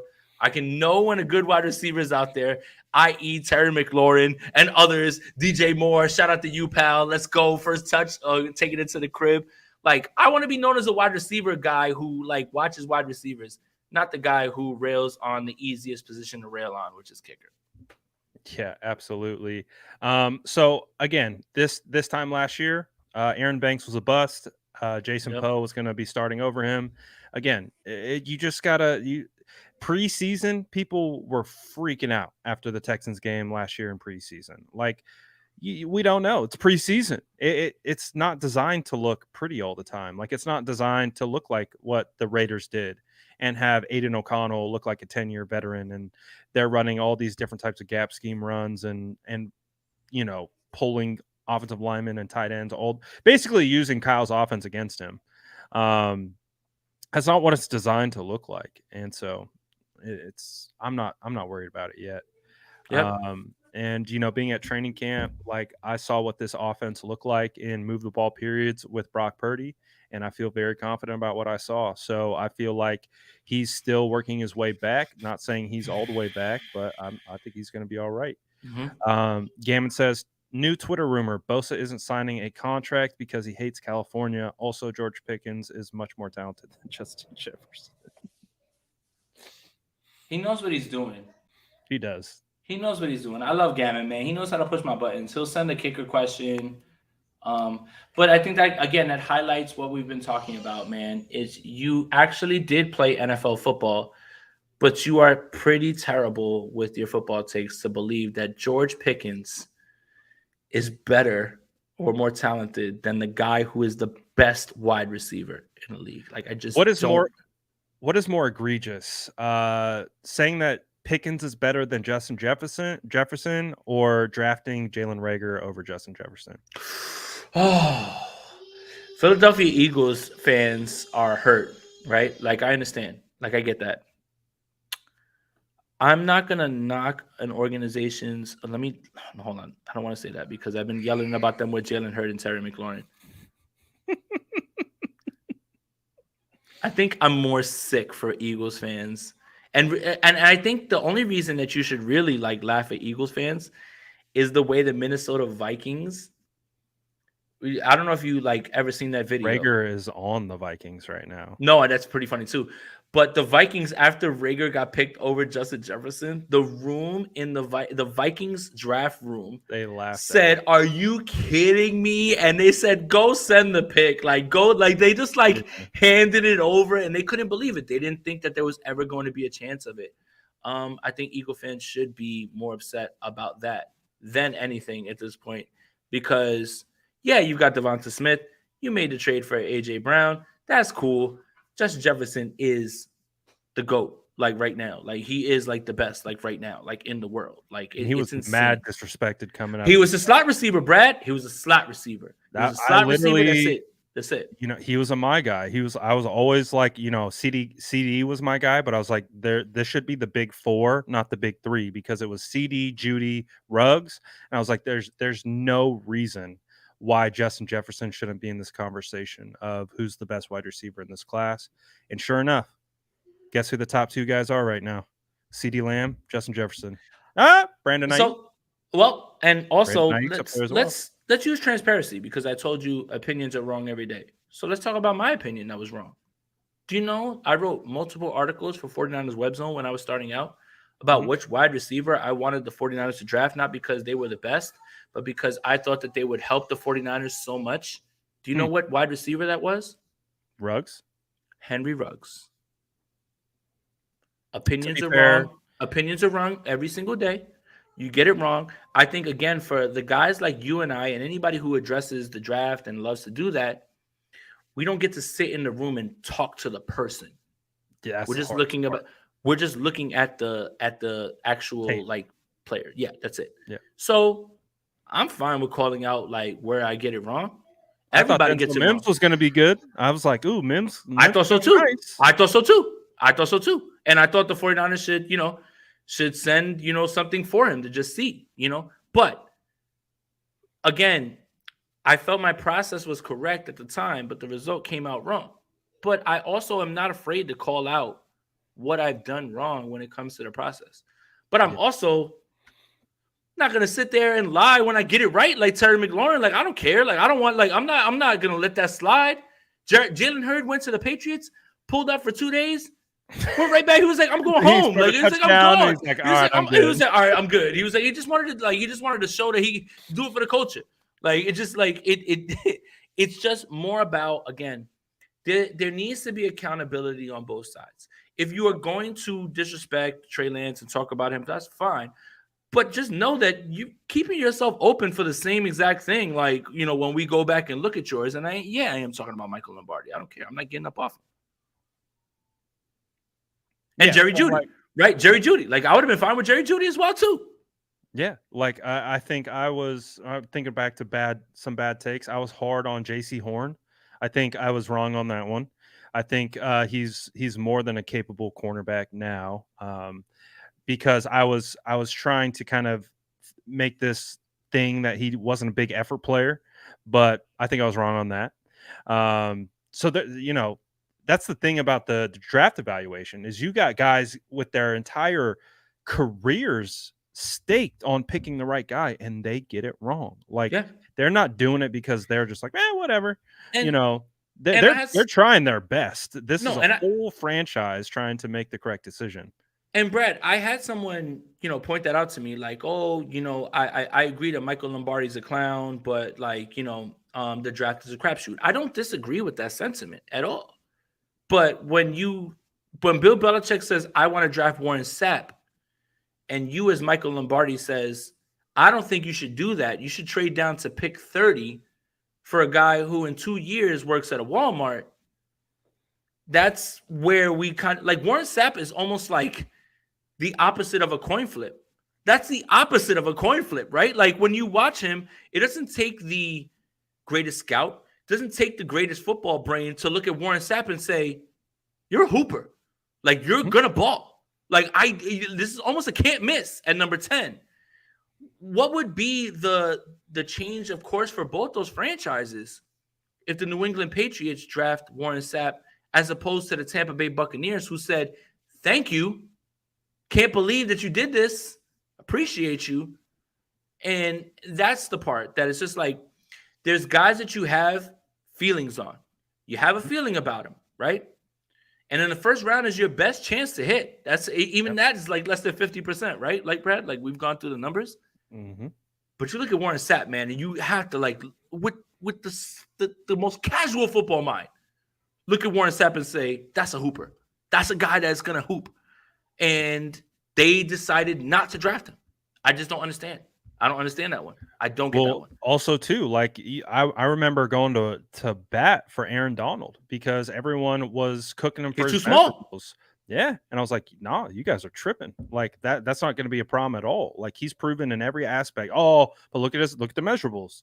Like, and again, that's why I'm not a big fan of measurable conversations because individual success is individual to the person. There's so many examples of your Darren Sproles, of your Aaron Donalds. Like guys can overcome the measurable problem. That's why when you talk about the Brock Purdy, Trey Lance measurable thing, I just don't buy it because I just need a guy to operate Kyle's scheme, and that's how you need to evaluate this. Hold on. Don't say that. Don't say that because people get upset when you say that Brock Purdy is someone who operates the offense. Don't say that. Yeah. Don't say that. I don't like it. They don't like it. They don't like it, but what's wrong with that? I don't know. I had a very good conversation with a friend of you and I, Vish Kumaran. Oh, yeah. Love Vish. And we talked about the expectations of the 49ers quarterback. And it's just be baseline. Just be baseline. This team is so loaded on defense. You know, don't basically, for lack of a better term, mess everything up. I think we're kind of underestimating what baseline is because we talked about that tier 3, tier 4 group, right? And all those guys week to week, and Brock Purdy's in there with those guys, all those guys week to week don't mess it up, you know, and make plays certain weeks, right? Like, and you can still win games. It's just funny to me that people have kind of discounted what baseline is and think it's so easy to find. Yes. But you just can't find it everywhere. You just can't. And that's what's funny about it. Because what do I say all the time? Intangibles are the hardest thing to scout, but yet they're arguably the most important. And so that's part of the conversation is that you got to have the intangibles. And we're talking about critiquing Trey Lance in that preseason game. He struggled with the intangible aspect of the game. He didn't struggle with we saw the arm. We saw the accuracy. He can do it. We saw the escape the pocket, drop down. We saw him escape out of a sack, get positive yards on a negative play. The measurables and the physicals aren't the issue. The intangible ability to process, read, react, make confident decisions, that's where the critique comes. And there's so much more to playing the quarterback position than physical tools. Jamarcus Russell had a hose. There was a Jets quarterback. Yeah, there was a Jets quarterback. What's his name? Ken O'Brien that could like throw it from. He could hit through the goalpost off of one knee on the 50. It's about seeing it, anticipating it, throwing it when a guy is out of his break. All of those things when you look at and they say, well, he doesn't have an arm strength to do this. The quarterback position is the hardest position in any sport to play. Yes, I said it. And that's someone who understands. 100%. I understand 100% how hard it is to hit a baseball because you're in a square circle and you just got to hit it. Like, you know, you have like milliseconds before you have to figure out whether you're going to swing or not. But imagine being at the line, looking at 11 men across from you, being able to diagnose what's going on, being able to, after they disguise it, decipher where you should go with the football, trusting your process. And you know that within a millisecond, if you don't get that ball out, it's going to be knocked down, intercepted, or worse, taken back to the crib. I don't understand, like, the process of, like, you know, we get wrapped up in arm strength and how fast they are and all of those things. And then there's these guys that come along that just know how to play the position. And I just think that there's a little bit of discounting how hard it is to process all those things. And at least Brock Purdy has given you an 8-game sample size of him. While he made mistakes, and I don't want to hear about dropped interceptions because those are incompletions. Why he made mistakes, and maybe sometimes you can look at his process and say, maybe that was a little bit rough, still did things that were very, very, very exciting. And it just makes sense for him to be the starter. And the quarterback position is just rough, man. It's hard to play, man. That's it. Yeah, absolutely. And we know Kyle wants. He has high expectations for the position. And a lot of it comes from a processing standpoint. Wes says, I can't wait for Trey. They wrote me off, but I didn't write back. I'd love that. I'd love I think that. it's going to happen. He's only 23 years old, man. Like, that's the problem. It just might not happen with the 49ers. I love when people pile on someone because I want them to shut everybody up. And that's kind of the crux of like how I got into all this. Oh, what do you know about the 49ers? You're from New York. Oh, what do you know about it? You're just a hot take artist and you just work with Grant Cohn. What do you know about it? Okay, keep saying it. What you're going to have to do is watch me hoop while you are mad. The only person that's going to be mad is you because I'm chilling. All my stuff is here. Professional writer. And all my stuff is here. From podcast blog boy to combine, draft, Super Bowl, credentialed, Professional Football Writers Association. Yeah. I use everything that everybody says about me that's poor to fuel me.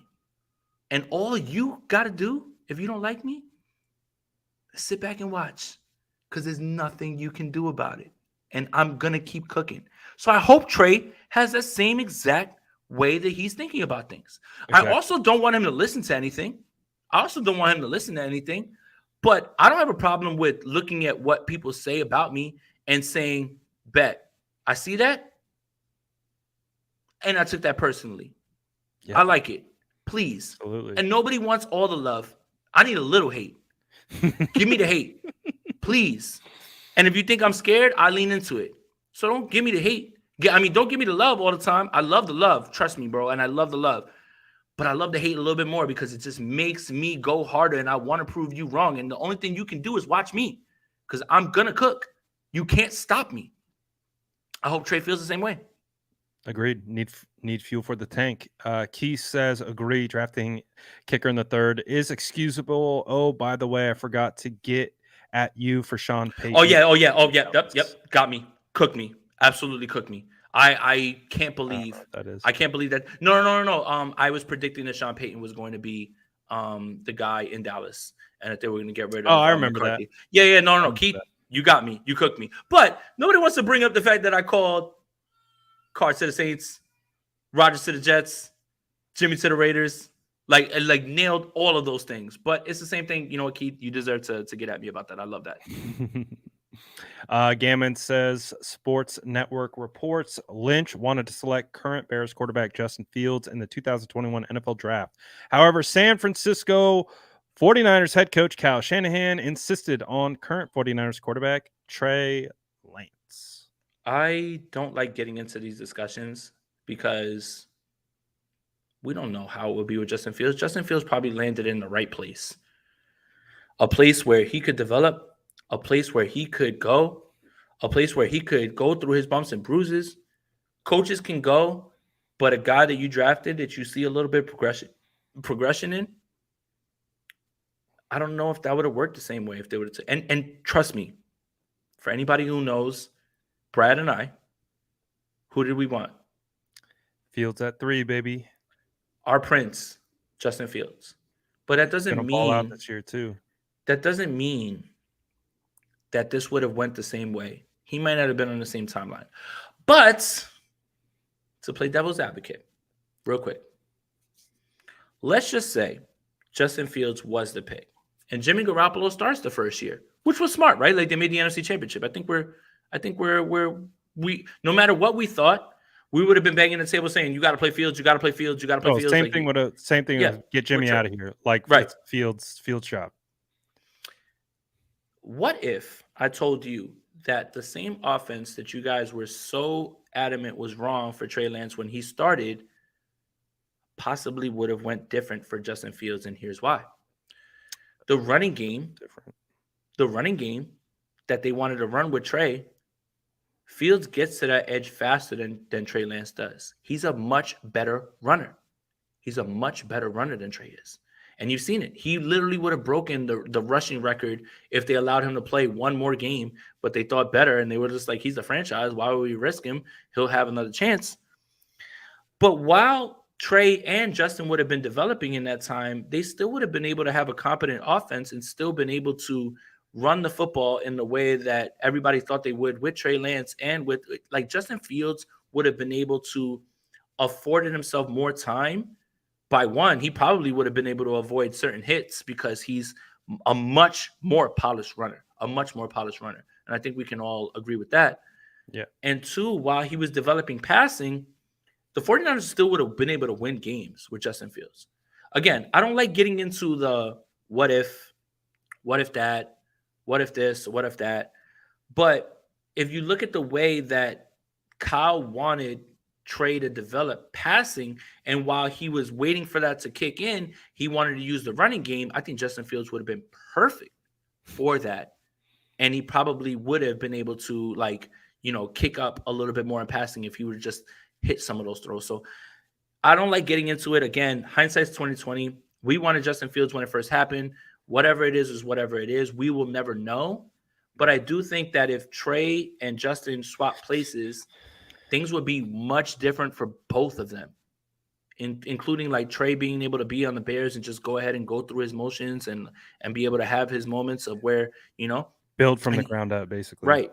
And with Justin would have been able to help this team win games because they would have been able to run the football the way that they thought they would with Trey during the time that they were trying to wait for him to develop. That's it.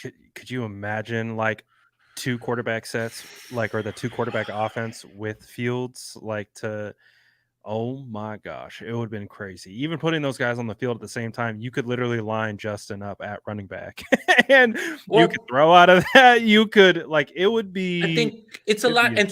And I know you agree with me, Brad. It's just like Justin would have hit edges quicker. He hits corners faster. He's a faster runner. He's a better runner. He knows when to protect himself. All-around better runner. Just an all-around better runner while he's developing the passing. And all those same play-action throws would still be there. Sure, Justin would miss some of them, and we would just say, damn it, like you missed. But it would be a lot harder to convince me that Justin wouldn't be injured as much, or, possibly. I don't know how that would work. Obviously, he got injured when he was with the Bears. But he's just a better runner. He's just a better runner. That's all. Yeah, absolutely. We don't know what it would have turned out to be. We don't know what it would have been. Yeah, no idea. I mean, I've heard some things, but I saw Wonder in the chat. What's up, Wonder? Where you at, yo? Good to see you. We don't know. Right now, worst trade: Trey Lance or Russell Wilson? Ooh, I don't know. I mean, Denver traded for Russell Wilson. I don't think that's a bad trade for Seattle. Seattle is like completely stockpiled. Yeah. And I guess with the same thing with Trey Lance, right? Like Miami, what did they get? Tyreek, Bradley Chubb, Jalen Waddle. Obviously, there's a lot more that went into it, but those 3 picks were used to help supplement those players. Oh, there she is. What's up? Hey, good to see you. Yeah, man. I don't know. You know what? You go first, Brad. You got it. Worst trade? I mean, the problem is like we at least know Russell Wilson has been at the mountaintop, and there is a possibility that it comes back with better coaching and maybe a different style of coaching. Like, we still don't know what Trey is, and I don't think we're going to know what Trey is for a while until he gets an opportunity to go out there and start. So it's like, again, I think the fatal flaw in this whole situation is not necessarily like who they picked. It was the 49ers trading up to 3. I think that draft day, they should have chilled and watched the draft play out. If one of those guys slides out, it's not going to be Trey. Trey's going top 4 picks regardless. Zach Wilson's going top 4 picks regardless. And maybe that works out to the benefit of the 49ers. And maybe they get Mac Jones at 12. Maybe they get Micah Parsons at 12. Maybe they get Rashawn Slater. Maybe they get Waddle. Like, there's a lot of scenarios right now that if they just stayed at 12, they would be in better shape than they were right now, moving up to 12 or moving up to 3. Having said that, Brad, can you think of another team that has invested so much into a 1 pick that has been able to sustain the amount of success that they have? Not necessarily. That's the funny part about this. It's the funny part about this whole situation with the 49ers. And I think that's why a lot of the organization, I don't want to say they escape blame, but think about this. If you would have said a team invested this, and this, and he would only play this many games and he would be injured and this team would turn into this, and this,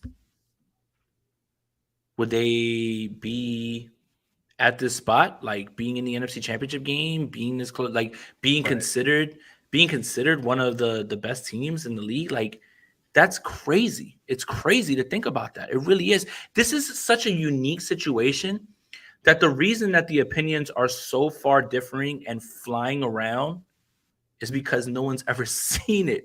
Really, Right. We're all prototypes for this, because there's going to be another team that does this later on, and they're going to look back and they're going to be like, oh yeah, this is what happened with them, and here's the opinions. But we're all basically hamsters in the wheel right now, trying to figure out this situation because it's unprecedented, and that's the crazy part about it. I mean, it's hard to talk about it now because so much has happened regarding this specific player, but I think, where would the franchise be right now? Let's take the off-field issues out of it, and you take Deshaun Watson 3 overall and not Solomon Thomas. Like, what does your franchise look like then? Like, what is that? The butterfly effects with this team is just insane. That's why I need a 30 for 30. I need it all. I need all the backstory. I need everything. I need everything. We drafted Kinlaw over JJ. Like, and let's call it what it is. Drafting is a crapshoot. The 49ers had an idea. They wanted to go wide receiver, defensive tackle. I was not opposed to that. I wanted wide receiver, defensive tackle, but I wanted wide receiver first, defensive tackle second. My entire plan was draft CeeDee Lamb and then draft Jeffrey Simmons at the bottom of the one. That is literally, I talked about it ad nauseum. That's what I wanted. CeeDee Lamb, Jeffrey Simmons. I wanted that stack. They flipped it. They went Kinlaw, Ayuk. Obviously, Ayuk turned out to be a great pick, and he's turned out to be a great 49er. But, Javon is like, it is what it is. He's a backup defensive tackle right now. So, and Jeffrey Simmons just got paid an insane amount. So the process, like, I think what they were thinking was, I'm okay with. It just didn't work out. He got injured. He was hurt. They I don't know. It just didn't work out. I mean, leaving with Javon Kinlaw, no matter what you feel about his draft capital and Brandon Ayuk, is probably not the worst thing in the world. Right. And the Javon Kinlaw pick isn't the reason the 49ers haven't been able to finish the job. Right. But Brandon Ayuk is a find. And as someone who, in a sea of us asking for CeeDee Lamb, Henry Ruggs, Jerry Jeudy, Justin Jefferson, right? Like, which I consider to be possibly, I would have to find another wide receiver group that was as talented, maybe the best crop of receivers that you've ever seen come through one single draft class. Yep. You can absorb that miss on Kinlaw when Brandon Ayuk turns out to be what he is. And it's just, this is the you hit on Talanoa, you hit on Kimball, you hit on Trey. This is the thing, man. It's like, the 49ers get a lot of flack for their misses in the first round, but they never get enough praise for who they hit on later on and undrafted free agents, which is absolutely a part of the same exact process. Agreed. Finding Dre Greenlaw, finding Fred Warner, finding George Kittle, finding Talanoa Hufanga. Like, those have to offset. Like, Talanoa Hufanga was an All-Pro last year. Wouldn't you think that's a worthy of a first-round pick? Oh, yeah. So doesn't that, like, kind of cancel out what they've done, like, in certain spots? It's just, when you are built so solidly, when you are able to build a roster that literally every single person who watches the NFL can say the San Francisco 49ers are probably the most top to bottom best team in the league, and God help you if they ever find a guy at the quarterback position. Like God help you if they ever find one of those guys at quarterback. I think there's something. They tried. They tried. And it doesn't always work out that way. But there's always the conversation about the fact that 1 through 53, no matter what you think about the quarterback position, the 49ers are probably the most loaded team in the league. You have top 1-2 guys at linebacker, left tackle, tight end, running back. Like you are talking about things that teams dream of. And literally the only thing people can talk about is don't ever let them get that guy at quarterback. Don't ever let them get that guy. And your point, still built the best roster in the NFL outside the quarterback position, right? I think we all agree with that. Like, it's still a phenomenal, and they still have misses. Every team has misses. Yeah, every team has misses. I think this comment is a bar. Where did it go? My take about this front office is they can't draft for need, but they can draft talent. I think that's one of the most profound comments that I've ever read in this chat. Shout out to Axel, man. He's a big fixture in our chat, man. Like he's cooking, man. Like with this, I agree 100%. When they draft for need, they overextend themselves a little and bit. They go after guys that maybe other teams wouldn't get, or like they kind of overdraft, but then they find the value and the hidden talent in the later rounds, and it offsets each other. It's like they take their shots. They don't always hit. I mean, they hit on Debo. They hit on Bosa. So it's not all they hit on Ayuk. It's not all fails, right? No. But they miss on Pettis. That's a huge miss. Like you trade up to get Pettis. You trade up to get Sermon. Like it goes both ways. Like, and when they've drafted for need, they have come out on the wrong side of it, I would say, more when they've drafted just pure what feels like talent. But I think that's a good comment. I think when you force a draft pick for need as opposed to pay, this is my process, as opposed to taking best player available, I think that's when you find yourself reaching, because you need something instead of playing guys that, picking guys that can help.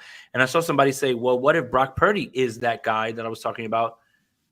If he's that guy, then this team, there needs to be a 30 for 30 on how the 49ers built a team where they're so top heavy and they pay literally the best at every single position, and they won a Super Bowl with a guy who does not count against their cap.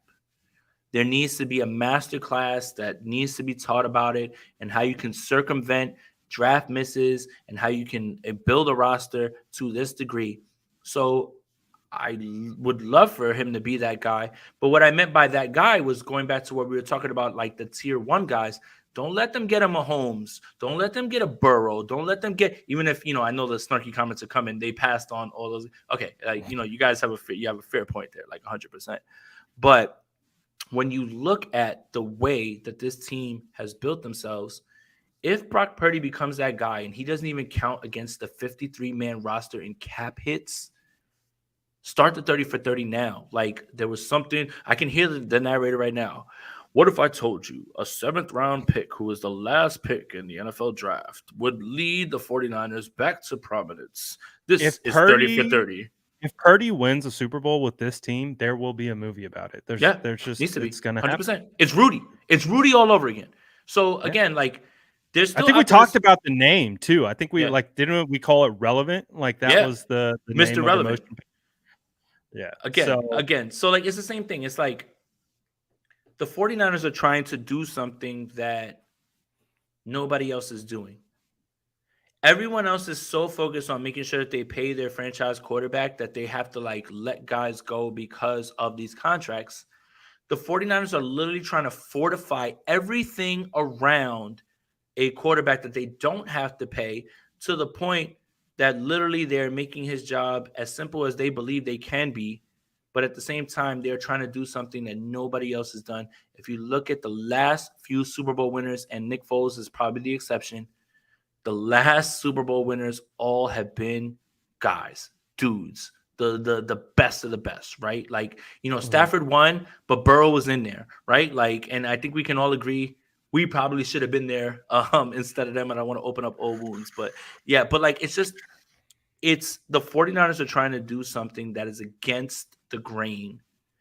As of right now, what they've built, being to as many NFC championships in a row, being on the cusp of being at a Super Bowl with the quarterback play that they've received, it is something that is a bit unconventional, But can you argue? I said Nick Foles. I literally said Nick Foles. But Nick Foles, there's no Nick Foles story without Carson Wentz hooping to get them to that position. By the way, playing at an MVP level. I literally just said Nick Foles. Like I don't see how that was missed. But every single other guy besides Nick Foles, who has a statue outside of the Philadelphia Stadium, by the way, and you were there, you saw Nick it. Foles does. Nick Foles does. It's him and Doug Peterson calling Philly. R.I.P. Carson Wentz. R.I.P. Carson Wentz. And he had to go into that stadium and look at that every single day. He literally had to do that. But and look, I don't disagree. Like I see Joshua Jeter saying having a great roster without a franchise quarterback is fool's gold. Yeah, again, the 49ers are trying to buck a trend. They are trying to buck a trend because when you have a guy who's a dude like Mahomes, like Burrow, like Josh Allen, you can mask certain things that your team doesn't do well. Maybe your defense isn't great on the back end. Cool. I've got a quarterback that in 30 seconds can get me in the field goal range and can finish the game. Or I've got a quarterback who can put up points in a minute because of the personnel that I built. Like all of that stuff literally right now is the 49ers are trying to buck a trend. And they're trying to win a Super Bowl in the most unconventional way at this point. If they get it done, they look like geniuses. If they don't, then they open themselves up to limitless criticisms on their quarterback evaluation process. And I think that that's the risk that they take when they are going to go in this fashion. Yeah, it's almost like they reverse engineered the roster, right? They built it inside out versus going with the quarterback and letting everything fall into place. And that's why they didn't take Deshaun Watson or Patrick Mahomes, because that was our plan. They wanted to build out the trenches. They wanted to do that kind of stuff first. And so that's what they did. Gammon, with I think so our last super chat. I mean, you guys' super chats have kept us around for 2 hours. So I think we finally got to the last one. Gammon says, is this a sign of deeper issues within the regime? And I think that's back to his original super chat about Fields Lance disconnect, which again, I don't know. I don't know who the 49ers wanted at 3. We know who they did take at 3, and that's what they've done. So I don't know. Gammon, I love you, man. I don't know if there's any deeper issues right now with this regime. I think anyone's biggest claim is just like, you didn't want to go see Watson. You didn't want to go. He said another one to make sure that we kept going. You didn't scout Watson. You didn't scout Mahomes. You wanted Beathard. You were waiting for Kirk. You passed on Brady. And then traded for Jimmy. Right, you traded for Jimmy. And then after, you literally sit there and you check in on every able-bodied 2-arm quarterback in the world to move on from Jimmy, like, Matthew Stafford, all those guys, things like that. And then when all of those plans fail, you move to 3 because you want to make sure that you get a guy. And that felt like plan Z at this point. So I guess the only real criticism that this regime has is the evaluation of the quarterback. I think that's it. And what they're playing. Valid. I think that's it. And Phillip Rivers would have only won the Super Bowl if they would have made the Super Bowl. But imagine the legend of Phillip Rivers being the guy who comes in, plays one game. He plays one game. Out of retirement, one game, and it's a Super Bowl. That would have been his only ring. He doesn't have a ring, right? And he beats Patrick Mahomes. You take 17 and you put it right in the rafters. Sorry, AJ Jenkins. Sorry, Josh Johnson. But if Phillip Rivers was able to complete the impossible, man, I think that in itself would be a 30 for 30. What if I told you a team started 17 quarterbacks in a season and found a way to win the Super Bowl against all odds? This is the 2022. Could you imagine a Phillip Rivers statue next to Dwight Clark and Joe Montana out in front of Levi Stadium? Build it. He beats Patrick Mahomes. He beats Patrick Mahomes in Arizona, man. Build it. Yeah, I don't care either. I'd be for it. I don't care either. We're not done until we say we're done. Shout out Gammon. Bro is feeding us with super chats. Appreciate everyone who's been sending super chats. Shout out to everybody in here, man. Regardless of like how passionate I get, whatever. We appreciate you guys for tapping in, man. Like, you guys love this team, and the reason that we're able to do it is because of the love that you guys have. We share the same Absolutely. passion as you guys, man, and that's it, man. Whether we disagree one way or another, we all share the same sort of passion, man. And shout out to you guys, man. You make this a lot of fun. I don't love this one because I don't love promoting slander of, if you're a fan of a certain person, he says JT O'Sullivan is Lance Fangirl's daddy. Like JT O'Sullivan, He actually was very fair. I mean, I would implore I didn't anybody think to there was watch the anything QB wrong school. with it. He didn't have too many things to say that were nice. Again, when you are focused on evaluating football and just football, those are the kinds of opinions you're going to have because we've talked about it. When you're evaluating football, you aren't bringing in the new one. You're not bringing in where he was drafted. You're not bringing in like a ton of like, okay, well, yeah, you understand it. Like you understand he hasn't played for a while, but you're also just breaking down the facts of what the tape is showing you. And you have to talk about and discuss what is being done on tape. And if things aren't good on tape, it's not good on tape. And so that's just it. It is what it is. And I think he did a really good job of breaking it down exactly how it was. It's just there was bad, there was good, there was questions, there was, there's processing issues. You saw the arm, like there's a bunch of different things, and it's like I don't think it was to own anyone. I think it was an honest opinion. It was an honest evaluation of how like a coach would break down tape. And I think that's why like I thought it was funny that me and him both echoed what Kyle Shanahan would be doing on the same play of just completely losing his mind because we've been around coaches when it's there to be had, and when it's not taken advantage of, that's the number one thing I've seen coaches lose their mind over. Just if it's there, it's designed, it's executed by all 10 other people, and you get the look that you want, and it's there, and you make an issue, like that will make coaches' heads explode because they're like, this is what we work for. This is why we practice. This is why we install. This is why we do this, to hit this in this moment. So I get it. I don't think it was owning anyone. I think it was just an honest evaluation. Yeah. Look, again, I'm going to keep saying it. No matter how much we argue with each other, no matter how much we get riled up, no matter how much I get riled up, at the end of the day, I think everybody has the same goal. I mean, we obviously don't have any, say in what happens on the field, but we're all aspiring to be one of those fans that gets like a 3 or 4 year grace window where we're like, hey, man, we just won a Super Bowl. We're good. We're straight, and I think that's what we're kind of missing at this point. So, no matter how heated I get, no matter how much I go back at people like in the chat, I'm trying to be better with that. I apologize again if I, overstep, anything like that. I still speak from my heart. It's kind of it's kind of what you get with me. That's why people are so excited about that. Appreciate you, Jason. Jason's in the building. We love each other. Jason on Jason Love. But yeah, like we all at the end of the day want to see this team just get better and just win it all. Like we're just tired of being close.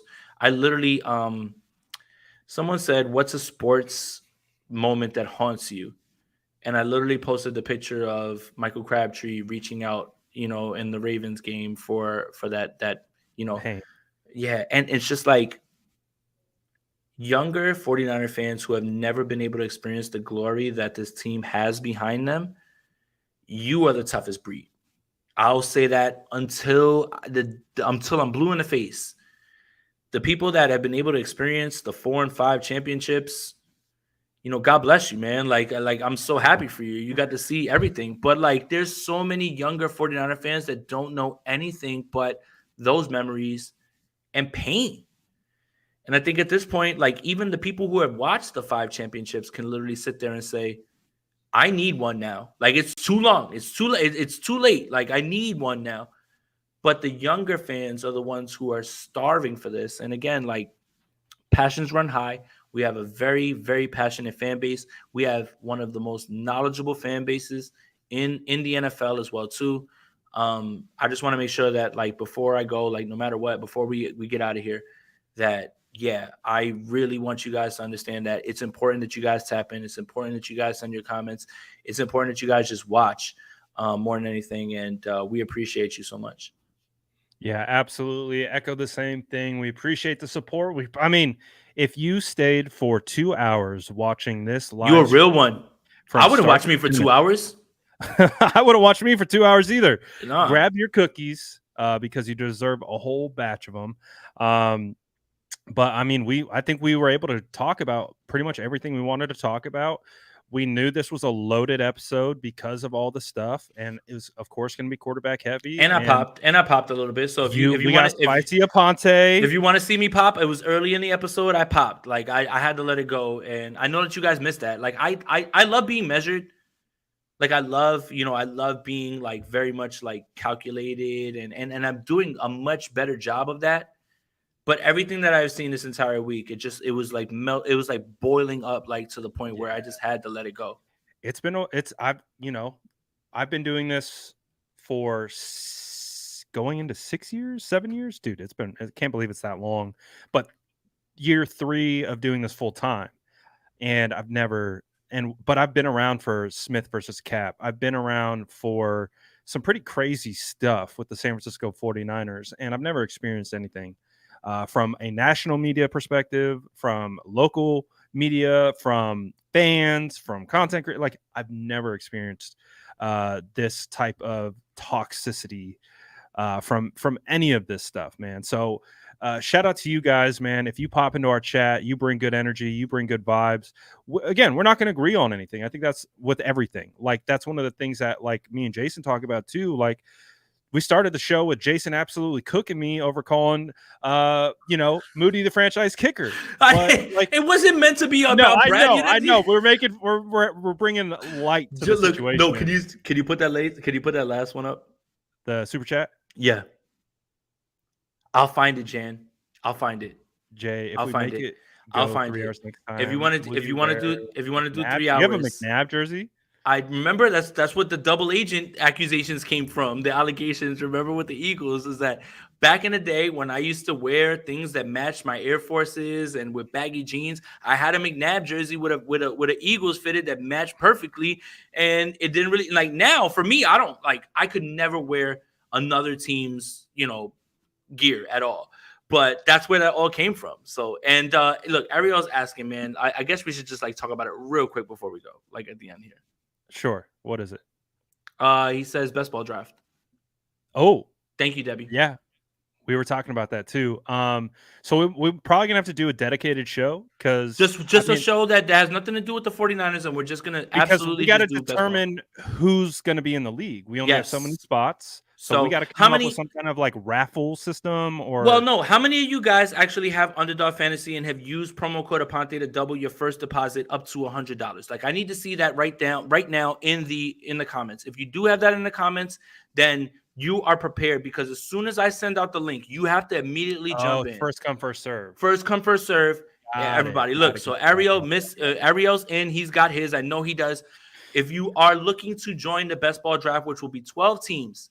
With Brad and I, so 10 people, 10, and we will do a whole show where we just talk about nothing but the draft picks and everything, and we go forward. And for anybody who doesn't know what best ball is, it is literally draft your team and never set your lineup. The best players and the best numbers win every single week. So just make sure that you guys are locked in. Underdog Fantasy, promo code Aponte, APONTE.